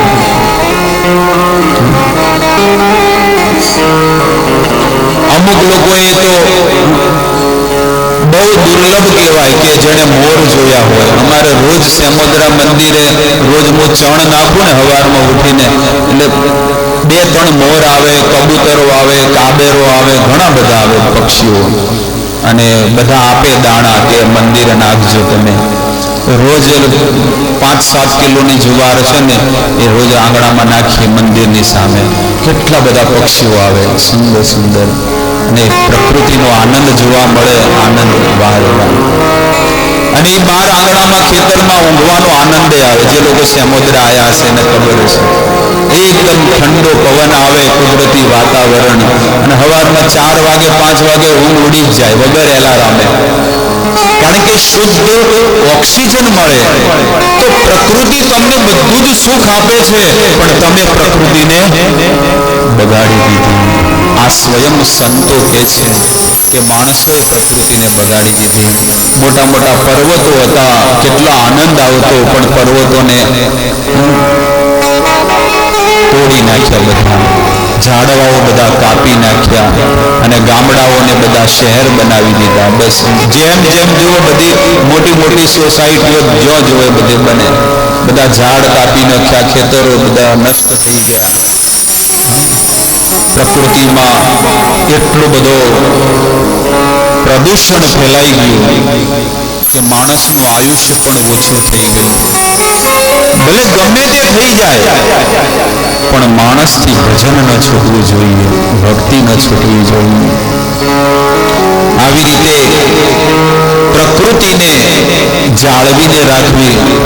અને ઝાડ વૃક્ષોને ઉગાડવા જોઈએ. એક વ્યક્તિ પણ જો એક ઝાડનું જતન કરે ને, જતન કરવાનો અર્થ છે કે એની રક્ષા કરે, એને પાણી પીવડાવે. ઉગાડી તો ગણાય દે પણ રોજ પાણી પણ જોવે ને એને. ઘણા લોકો નહીં કહેતા કે ફોટો પડાવે કે જો અમે આટલા વૃક્ષો ઉગાડ્યા, પણ પોણી રેડવા ચિયો જાય? પોણી રેડવું પડે ને. એટલે તમે તમારા ઘર આંગણે જ ઉગાડો, તમારા ઘર આંગણે જ ઉગાડો. જ્યાં ત્યાં અમે સમુદ્ર મંદિર છે ભગવાનનું, જગન્નાથજીનું, ત્યાં એક પણ ઝાડ પહેલા હતું નહીં, પણ સુંદર મજાના જ્યારે બાઉન્ડ્રી કરીને આજુબાજુમાં સુંદર મજાના ઝાડવાઓ બધે લગાવી દીધા. અને રોજ સવારે પાણી રેડવાનું, ચકલાઓને ચણ નાખવાનું, ગાયોની સેવા કરવી. લગભગ 20 ગાયો છે, એ ગાયોની સેવા ત્યાં થાય અને બહુ આનંદ આવે. આમ આનંદ એટલે એટલું સુખ મળે કે નહીં આજે કંઈક કર્યું છે ભગવાન માટે, ગાયો માટે, પશુ પક્ષીઓ માટે. બધાને તમે પ્રેમ કરો, એના આશીર્વાદ કેટલા મળે, ગૌ માતાના, પક્ષીઓના, ભગવાનના. બધું જ કર્મ કરવું જોઈએ, એક પણ કર્મ બાકી ન રહેવું જોઈએ. બધા પ્રકારના કર્મ, ભગવાનનો ભક્ત જે હોય ને એ બધી જ વસ્તુમાં ભાગ લેતો હોય છે. આવી રીતે પ્રકૃતિનું જતન કરવું જોઈએ. અને શિવ મહાપુરાણ શ્રવણની મહિમા કહેતા કે છે, જ્યારે કળિયુગનું વર્ણન પતી ગયું જીવોનું અને શિવ મહાપુરાણ કથાની શ્રવણ કરવાની મહિમામાં કે છે, કલી કલમશિત વિઘ્નસ્વી યસ્મિન ઇચ્છવ યશ પરમ વિજગમુન્તે સદા વિપ્રા ચતુર્વર્ગ ફલપ્રદમ. કળિયુગની અંદર જો કોઈ કળિયુગનો જીવાત્મા જો ભગવાનની કથાને શ્રવણ કરે છે તો એને શું મળે છે? તો એને 4 પુરુષાર્થ મળે છે. માત્ર ભગવાનની કથા સાંભળવાથી એને 4 પુરુષાર્થ મળતા હોય છે. કયા? ધર્મ, અર્થ, કામ અને મોક્ષ. આ 4 પ્રકારના પુરુષાર્થ એ જીવને મળે છે. અને હવે એ કથાને આગળ વધારતા કહે છે કે શિવ મહાપુરાણની અંદર ટોટલ 7 સંહિતાઓ છે. વિદ્વેશ્વર સંહિતા, કોટિરુદ્ર સંહિતા, વાયવ્ય સંહિતા, આ બધી અલગ અલગ સંહિતાઓનું વર્ણન કરતા સુદ ગોસ્વામી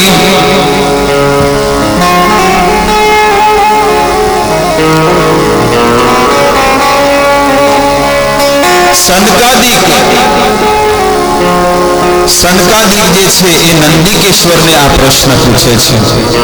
વિદ્વેશ્વર સંહિતામાં જ્યારે આ પગ મૂક્યો, એટલે કે આ સંહિતામાં જ્યારે સુદ ગોસ્વામી આગળ વધે છે તો નંદિકેશ્વરને 4 કુમારો પ્રશ્ન પૂછે છે કે ભગવાન ભોળાનાથનું પ્રાગટ્ય ક્યારે થયું અને કઈ રીતે થયું એ કથા તમે અમને સંભળાવો.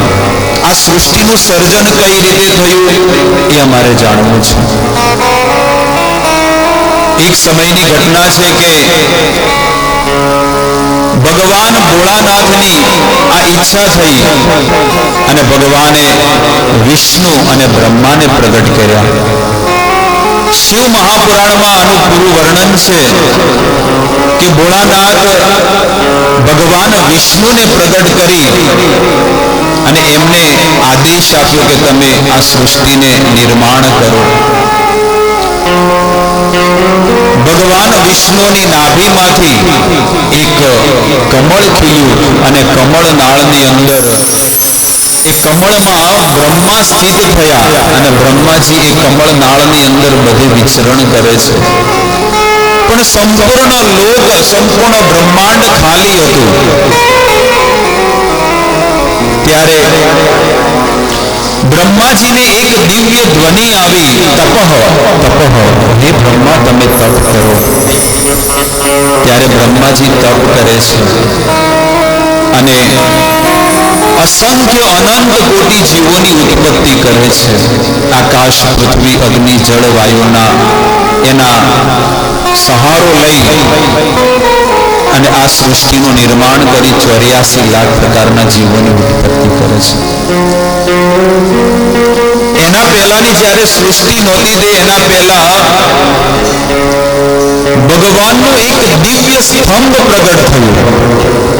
બહુ દિવ્ય સ્તંભ એટલે કે એનો કોઈ ઓર છોડ નહોતો, એટલો દિવ્ય સ્તંભ મોટો. એ બીજું કોઈ નહીં પણ શિવલિંગ હતું. અને એ દિવ્ય સ્તંભ જ્યારે પ્રગટ થયું એટલે એક છેડે બ્રહ્માજી હતા અને બીજા છેડે વિષ્ણુ હતા.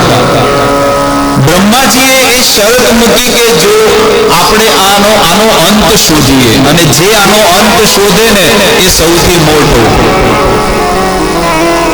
તો બ્રહ્માજી એક છેડેથી બીજા છેડે જવાની બહુ કોશિશ કરી, પણ જેમ જેમ આગળ જાય એ અંત આવતો જ નથી. એટલો વિશાળ આ સ્તંભ હતો. બ્રહ્માજી પાછા આયા. ભગવાન વિષ્ણુ પણ એ સ્તંભનો અંત જોવા જાય છે કે આનો અંત ક્યાં આવે છે, પણ વિષ્ણુ ભગવાન પણ થાકી ગયા, પાછા રિટર્ન આવ્યા.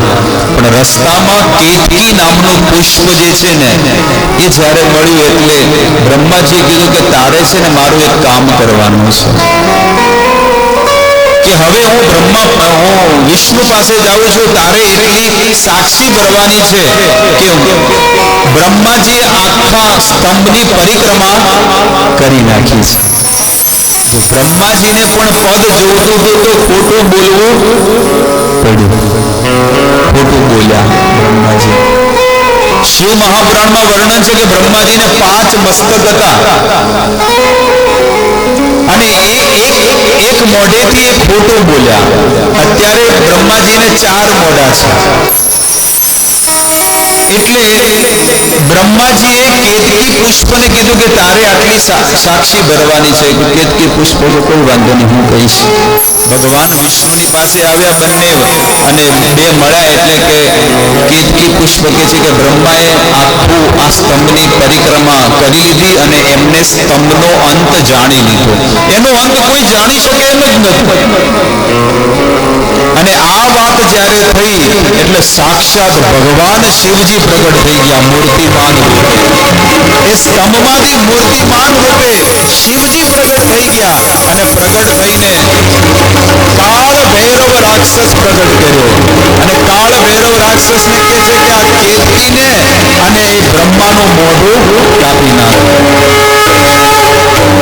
અને પાંચ મસ્તક હતા બ્રહ્માજીને, એમનું એક મસ્તક કાપી નાખ્યું.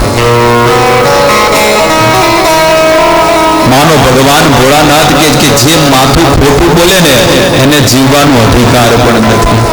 જે મસ્તક ખોટું બોલે.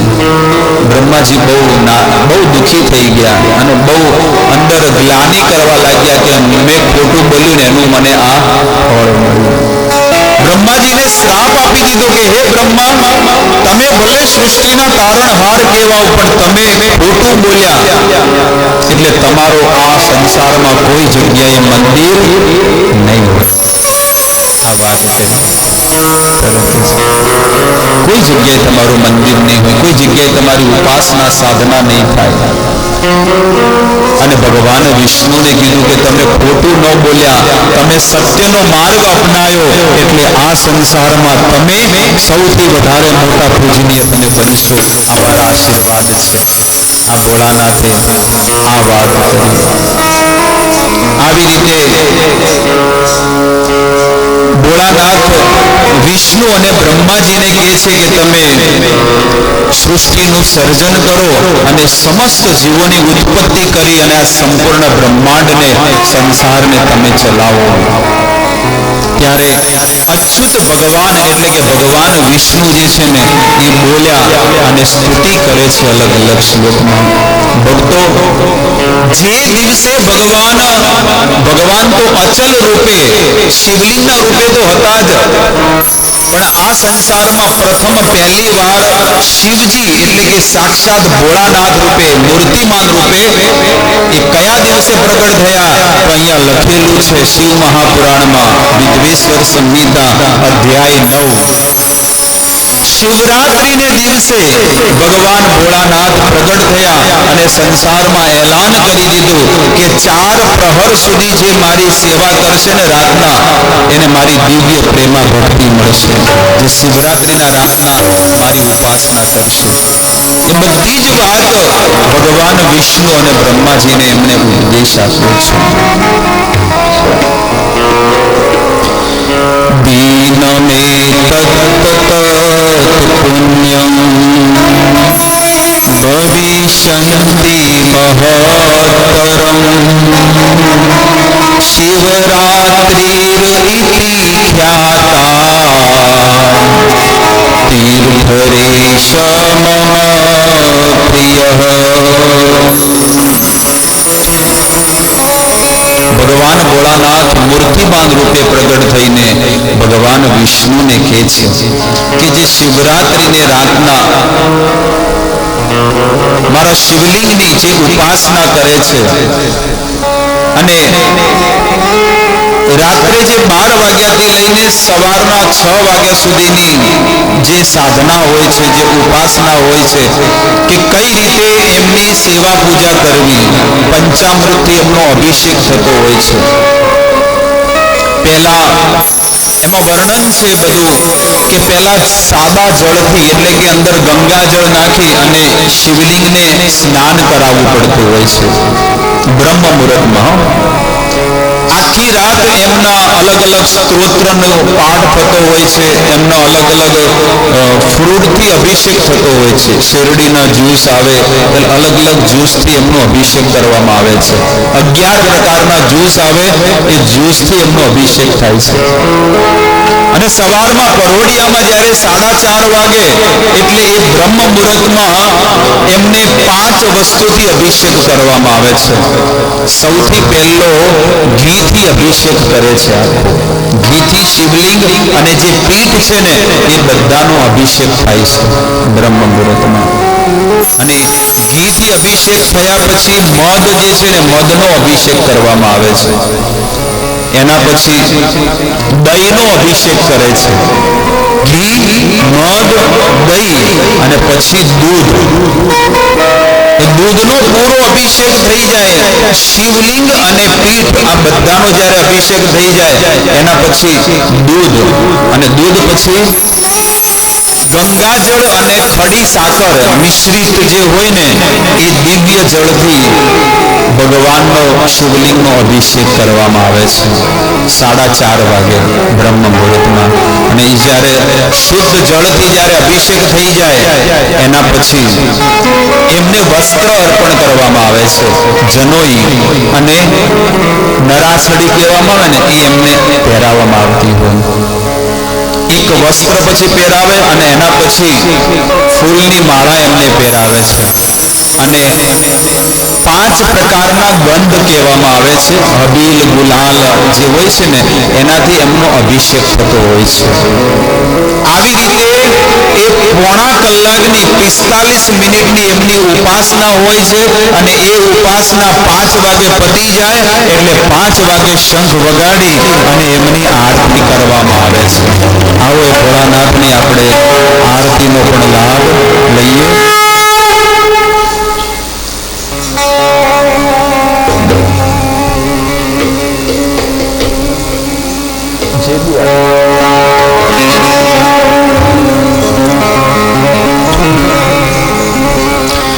શિવરાત્રમ બહોમરાત્રમ નિરાહારો જીતેન્દ્રિય અર્ચયેદ્યા યથા ન્યાયમ યથા બલમ મંચકમ.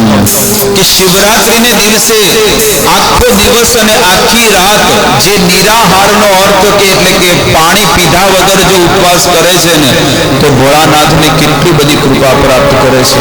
જે આખા વર્ષમાં જેને વ્રત કરવાનું ફળ મળે ને એ શિવરાત્રીને દિવસે નિરાહાર કરે ને આખા વર્ષનું ફળ એને મળી જાય. એને કોઈ ઉપવાસ ન કરે તો ચાલે, એટલી બધી મહિમા છે.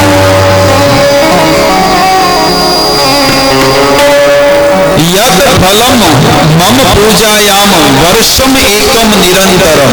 મેં હમણાં જે વાત કરી ને વર્ષમ એકમ કે 1 વર્ષ સુધી જેટલા પણ વ્રત હોય પણ કદાચ કોઈ ન કરે, પણ એ શિવરાત્રીનો આખો દિવસ અને આખી રાત નિર્જળા પાણી પીધા વગર કરે અને આવી રીતે જો એની ઉપાસના કરે તો કે છે હું મારી પ્રેમા ભક્તિ પ્રદાન કરું છું અને આખા વર્ષનું વ્રતનું ફળ હું એને આપું છું. આવો આપણે આરતીનો પણ થોડો લાભ લઈએ.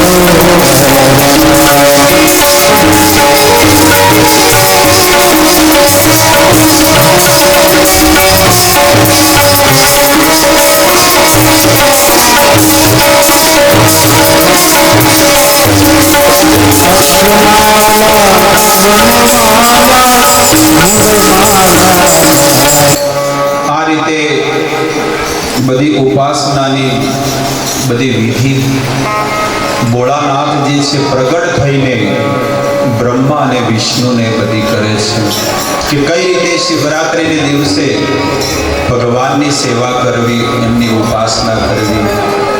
હવે પંચાક્ષર મંત્રનો જાપ કઈ રીતે કરવો એની વ્યાખ્યા કરે છે કે આ પંચાક્ષર મંત્ર જે છે ને એનો પહેલો શબ્દ જે છે ઓમ.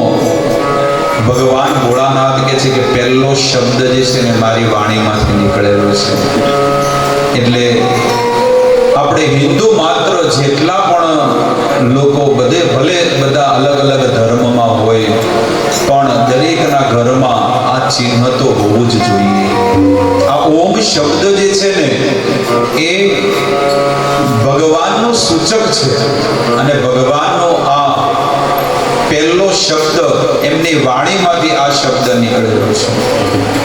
ભગવાન વિષ્ણુને ઉપદેશ આપતા કહે છે ઉપાદિશમ નિજ મંત્ર ઓમકાર અરુણ મંગલમ ઓમકારો મમ ખાજગ્યે પ્રથમમ મતબોધકમ. હે અચ્યુત, હે વિષ્ણુ, આ ઓમ શબ્દ જે છે ને મારી વાણીમાંથી પ્રથમ શબ્દ નીકળ્યો. એટલે ભગવાન ભોળાનાથ ઓમકાર શબ્દની વ્યાખ્યા કરતા કહે છે કે ઓમ નમઃ શિવાય. આ જે મંત્રનો જે જીવાત્મા જાપ કરે છે કેટલા તો કહે છે કે 11,000 10,000 નામ જપ કરે. સમાધિ છો માનસમ પ્રોક્તમ ઉપાંશુ સાર્વકાલિકમ અથ પંચાક્ષર નિત્યમ જપેત ઉપા આદરાત સહસ્ત્રવા જગ્યે. કે છે કે 10,000 ભગવાનના જે નામ જપ કરે ને આખા દિવસમાં તો કે છે કે એ જીવાત્માને હું શિવ પદની પ્રાપ્તિ કરાવડાવું છું. એને કૈલાસ ધામની એને પ્રાપ્તિ થાય છે. આવી રીતે ભગવાન ભોળાનાથ જ્યારે આ વાત કરે છે અને આ જ વાત નંદિકેશ્વર જે છે એ 4 કુમારોને કરી રહ્યા છે. આગળ શિવલિંગની વ્યાખ્યા કરે છે કે જે ગામમાં આજે કોઈ એવું ગામ નહીં હોય કે જે ગામમાં શિવલિંગ નથી, ભગવાનનું મંદિર ન હોય. આ સંપૂર્ણ સૃષ્ટિમાં 100 કરોડથી વધારે શિવલિંગની ઉપાસના થાય છે. સંપૂર્ણ બ્રહ્માંડની અંદર નર્મદામાં જેટલા કંકર છે એટલા શંકર છે. નર્મદા નદીમાં તમે જે પણ શિવલિંગને લઈને આવો ને, એમાં કોઈ ઉપાસના સાધના કે કોઈ વિધિ કરવાની જરૂર નથી. બસ લાવો અને સ્થાપના કરી અને એમની સેવા પૂજા શરૂ કરી. જેમ વૈષ્ણવ ભક્ત હોય, વૈષ્ણવ ભક્ત એ નેપાળમાં ગંડકી નદીમાંથી શાલિગ્રામ ભગવાન લાવે ને, તો એની કોઈ સ્થાપના ઉપાસના કઈ કરવાની જરૂર નથી. બસ શાલિગ્રામ ભગવાનને લાવે અને એની સેવા ચાલુ કરી દે. એમ નર્મદા નદીમાં તમે જો ભગવાનની કૃપા વરસી રહી છે. બસ તમે લાવો અને તમારા ઘરે એની ઉપાસના અને સાધના તમે કરી શકો. આટલી મહિમા ભગવાન ભોળાનાથે આ જીવોની ઉપર કરી છે, એટલે તો એમનું નામ ભોળાનાથ છે. ઘણા લોકો ભોળાનાથની વ્યાખ્યા બહુ એવી કરી દે કે ભગવાન એટલા ભોળા છે, પણ એટલાય ભોળા નથી, પણ એ કૃપાળુ છે, પરમ પિતા છે કે મારા બધા જેટલા દીકરાઓ છે, સંતાનો છે, એ આ સંસારમાં સુખીથી રહે. બહુ સુંદર અહીંયા વાતો કરે છે કે જે સ્થાને શિવલિંગ, શિવજીનું મંદિર હોય છે ને, અને જો એ શિવજી મંદિર કોઈ માણસોએ, એટલે કે જનપદ કોઈ માણસોએ એની સ્થાપના કરી હોય ને, તો એના 100 હાથ, આટલા એક હાથ હોય આટલો, 100 હાથ બરાબર ગોળ કુંડાળામાં 100 હાથ બરાબરની જે પણ જમીન છે, અને એ જમીનમાં જ્યાં પણ કૂવો હોય ને, કૂવો એ સાધારણ કૂવો નહીં, એને સાક્ષાત મંદાકિની એટલે ગંગાજળ માનવું જોઈએ. ગંગાજળ માનવું જોઈએ. એ સાધારણ જળ નથી, આ શિવજીના વાણીમાંથી આ શબ્દ નીકળ્યો છે.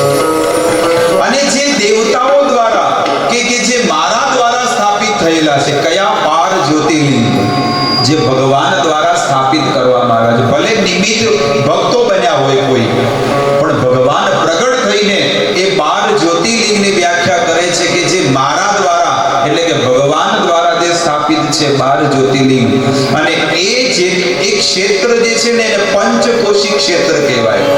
અને એ ક્ષેત્રના 1000 હાથ, અહીંયાથી આ એક હાથ થયો, એવા 1000 હાથ માપો ને કોરે મોરે જેટલા છે ને ગામડાઓ, અને એ ગામની અંદર પણ જે કૂવા છે, વાવડી છે, એનું જે જળ છે ને એને સાક્ષાત ગંગા જળ માનવું. આ મારી વાત ભોળાનાથ જે છે ને એ બ્રહ્મા ને વિષ્ણુને કહે છે. આ મારું મંતવ્ય છે. એ કહે છે કે એ પુણ્ય ક્ષેત્ર છે કે જે જગ્યા ઉપર મારું મંદિર છે એ સાધારણ નહીં, પણ એ ભગવત ધામ, ભગવાનનું ધામ બની જતું હોય છે. પુણ્ય ક્ષેત્રે સ્થિતા વાપી કૃપાદ્ય પુષ્કરાણિ ચ શિવ ગંગેતિ વિજ્ઞેતં શિવસ્ય વચનં તથા. હે બ્રહ્મા, હે વિષ્ણુ, આ મારું વચન છે. શિવસ્ય વચનમ, આ મારું વચન છે કે પુણ્ય તીર્થ ક્ષેત્ર બની જાય છે કે જ્યાં આગળ મારી ઉપાસના થાય છે, જ્યાં મારી સાધના થાય છે. એટલે રોજ મંદિરે જવું અને ભોળાનાથની ઉપાસના કરવી, એમની પાસે એક જ વસ્તુ માગવી કે હું નિસ્વાર્થ ભાવે હું તમારી સેવા કરું. નરસિંહ મહેતા નિસ્વાર્થ ભાવે ભોળાનાથની સેવા કરતા. એ શિવલિંગ, એ મંદિર આજે પણ છે. આજે આખો સંસાર જે નરસિંહ મહેતાને ભજે છે ને, એ નરસિંહ મહેતા ભાવનગરથી જુનાગઢ જવાનો રસ્તો છે ને, એ વચ્ચે એ ગામ આવે છે, જંગલના માર્ગે. પહેલા જંગલ હતું પણ હવે ગામ થઈ ગયું. આજે પણ એ મંદિર છે કે જે મંદિરમાં શિવલિંગને આલિંગન કરી અને 7 દિવસ અને 7 રાત સુધી નરસિંહ મહેતા રોયા હતા.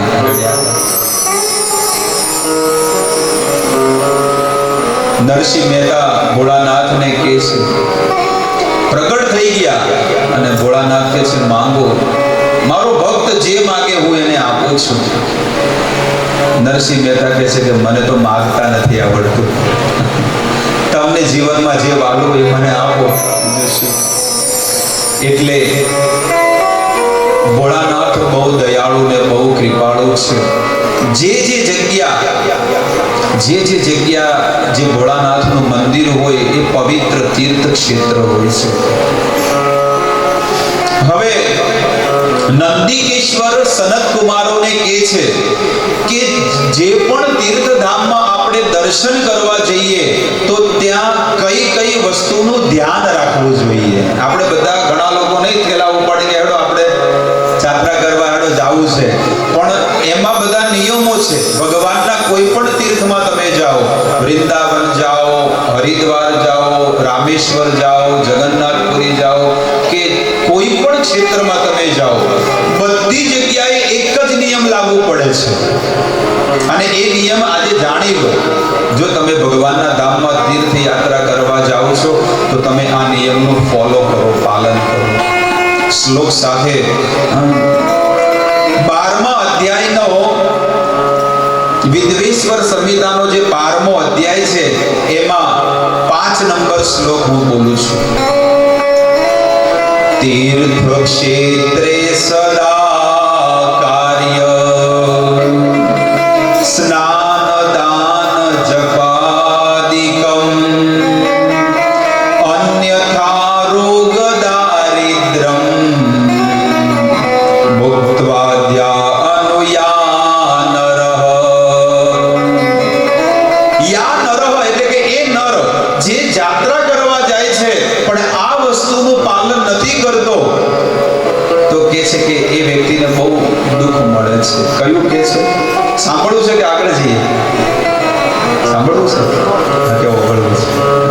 તો સૌથી પહેલું કહે છે કે જે કોઈ પણ તીર્થમાં જાય યાત્રા કરવા, સૌથી પહેલી વાત ઈ છે કે એ તીર્થમાં જવાથી સૌથી પહેલા એને સ્નાન કરવું જોઈએ.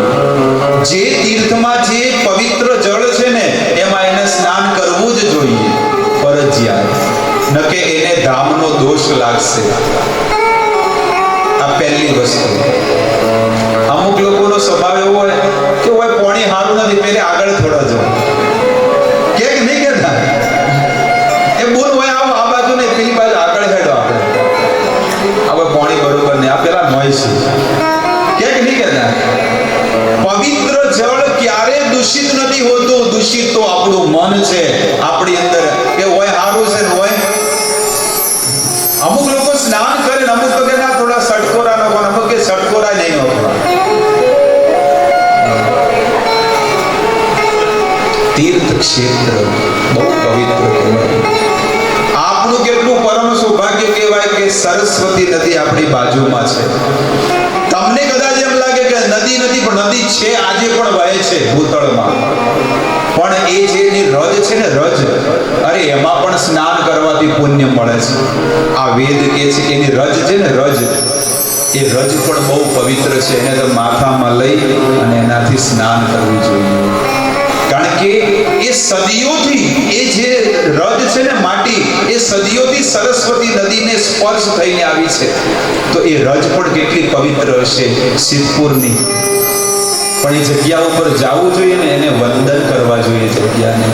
તો ઘણી વખત જ્યારે જાઓ એટલે વંદન કરું છું જગ્યાને, અને એ ધૂળનો અભિષેક કરું મસ્તક ઉપર, હાથ ઉપર, અને ધૂળને મોઢામાં નાખી. આ પવિત્ર ક્ષેત્ર છે, કોઈ સાધારણ નથી. આપણે જે જગ્યા ઉપર રહીએ છીએ ને એટલે કહેવાય છે કે સસ્તી મૂડી. એવા પવિત્ર સ્થાન ઉપર આપણે રહીએ છીએ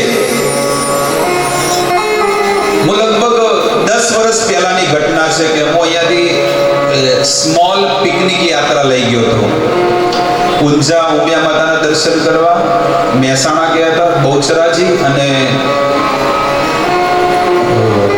દેથળી. નામ સાંભળ્યું? દેથળીનું નામ શું છે? સૌથી પહેલા અપભ્રંશ ભાષામાં, આપણે દેશી ભાષામાં દેથળી થઈ ગયું, પણ હકીકતમાં એનું નામ હતું દેહસ્થલી.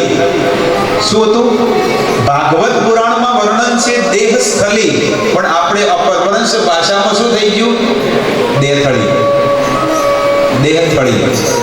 દધીચી ઋષિ મુનિનું ત્યાં આગળ સમાધિ છે, અને દધીચી મુનિએ ત્યાં પાછળની જે હાડકું કહેવાય ને, રીલ કી હડ્ડી, એ ત્યાં આગળ એમણે સમાધિ લીધી અને ઇન્દ્ર દેવતાને એનાથી વજ્ર બનાવ્યું.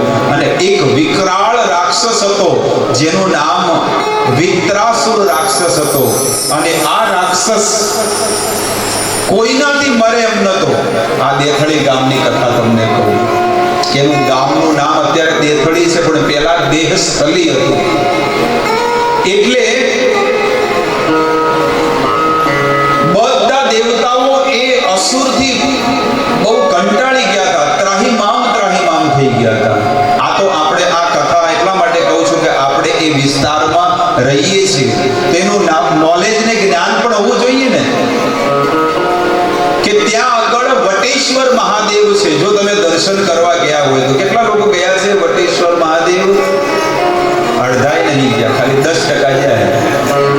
જઈ આવજો, આ શ્રાવણ મહિનો છે તો દર્શન કરવા જજો, કારણ કે એ વટેશ્વર મહાદેવ એ કોઈ સાધારણ લોકોએ એની સ્થાપના નથી કરી. 5 પાંડવોએ એની સ્થાપના કરી છે. 5 પાંડવોએ વટેશ્વર મહાદેવ, જે સરસ્વતી નદીના તટ ઉપર આવેલું છે વટેશ્વર મહાદેવ. અને 5 પાંડવોએ જ્યારે 12 વર્ષમાં 1 વર્ષ આપણા આ સિદ્ધપુરમાં રહ્યા હતા ને, મુકેશ્વર કહીએ ને, ત્યાં આગળ પણ પાંડવો રહેલા છે. આપણી ભૂમિને પવિત્ર કરી કે આવા શુદ્ધ ભક્તો આ ધરાતલ પર આવી અને આપણને લાભ આપ્યો. તો દધીચી મુનિ પાસે આ દેવતાઓ, 33 કોટી દેવતાઓ બ્રહ્મા પાસે ગયા, અને બ્રહ્માજી સહિત વિષ્ણુ પાસે ગયા, અને વિષ્ણુને જઈને કહે છે કે આ વિકરાળ રાક્ષસ અમને બહુ હેરાન કરી રહ્યો છે, દુખી કરી રહ્યો છે, ગમે તે કરો ને, પણ પ્રભુ તમે એનો કંઈક સંહાર કરો. ત્યારે ભગવાન વિષ્ણુએ કીધું કે આમનો સંહાર તો એક જ વસ્તુથી થશે, મારા ભક્ત જે શુદ્ધ છે ને, જે બહુ તપસ્વી છે, એનું રીલની હડ્ડી, પાછળનું જે હાડકું આવે ને, એને વજ્ર બનાવવું પડશે, અને એનાથી જ્યારે એનું ગળું વાળશે ને, ત્યારે જ આ રાક્ષસ મળશે. એવા કોણ છે તમારા શુદ્ધ ભક્ત? તે વધી સીધી ગાડી પકડો, બસ પકડો અને સીધા છો પગો દેથળી.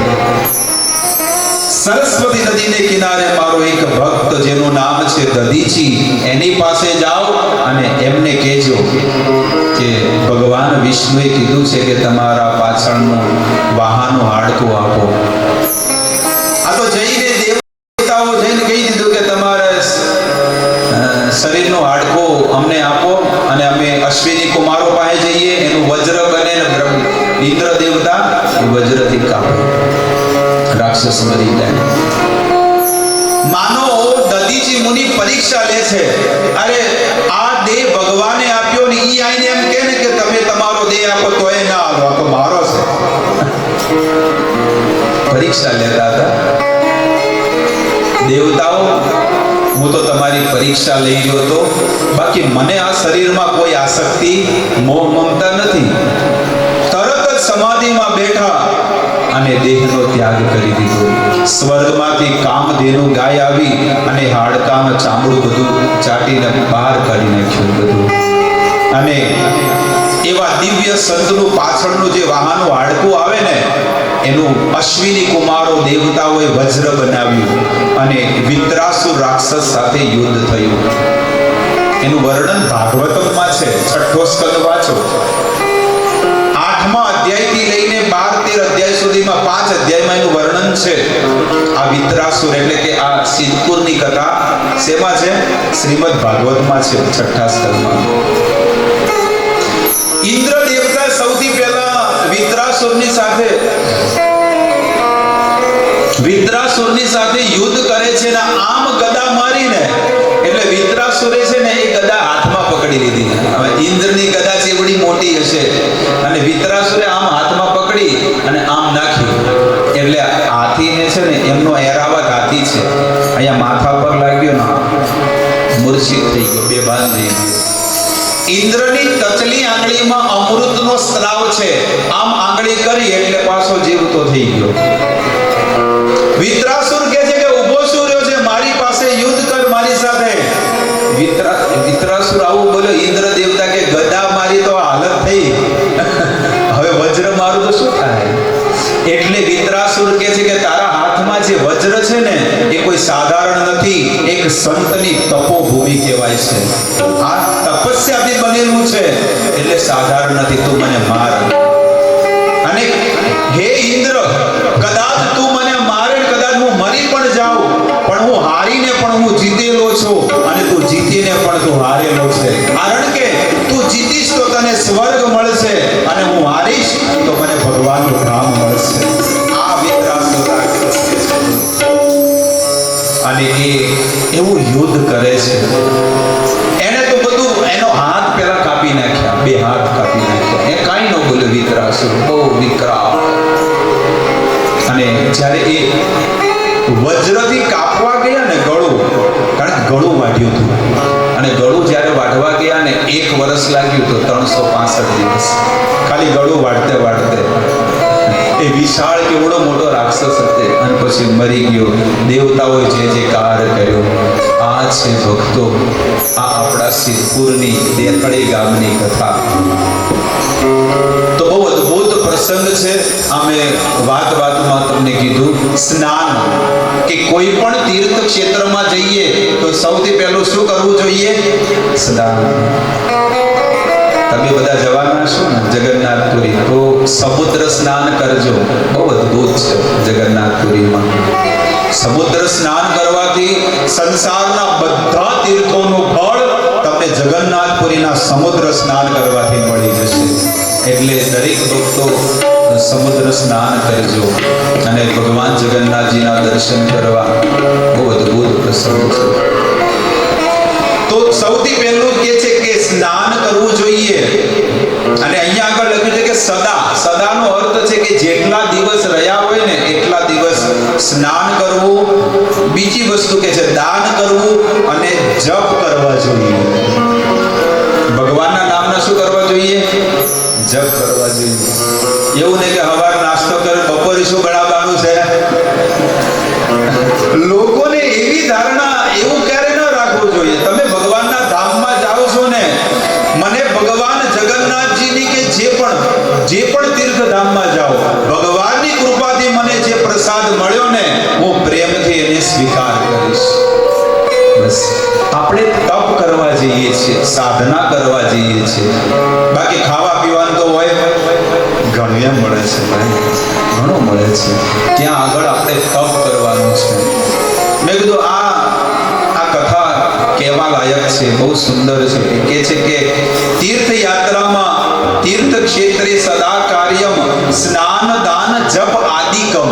આ 4 કાર્ય નિત્ય અને રોજ કરવા જોઈએ. સ્નાન, દાન, જપ અને ભગવાનના દર્શન. આ નિત્ય જેટલા દિવસ તમે ભગવાનના ધામમાં રહો ને એ 4 કર્મ રોજ કરવા જોઈએ.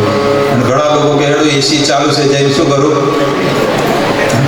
એ જીવો ગરદીમાં લેણમાં ઊભો રહે તો પછી એને અહીંયા આગળ કે છે કે અન્યથા એના શરીરમાં રોગ થશે, રોગ લઈને આવશે. અહીંયા આગળ કે છે અન્યથા રોગ દારિદ્રમ. એકદમ સરળ વસ્તુ છે ને. અન્યથા રોગ એટલે શું આવશે? રોગ. અને દારિદ્રમ, જે નોટો બનાવેલી છે શું થાય? એટલે વેદમાં જે વસ્તુ લખી છે એ સત્ય અને સનાતન વસ્તુ છે. ભગવાનના તીર્થધામમાં કોઈ પણ પ્રકારના ભોગ વિલાસ ન કરવા અને ત્યાં આગળ જઈને તપ કરવું આ જીવનો પૂરેપૂરું કર્તવ્ય બને છે. આવી રીતે ભગવાનના ધામની વાત કરે છે.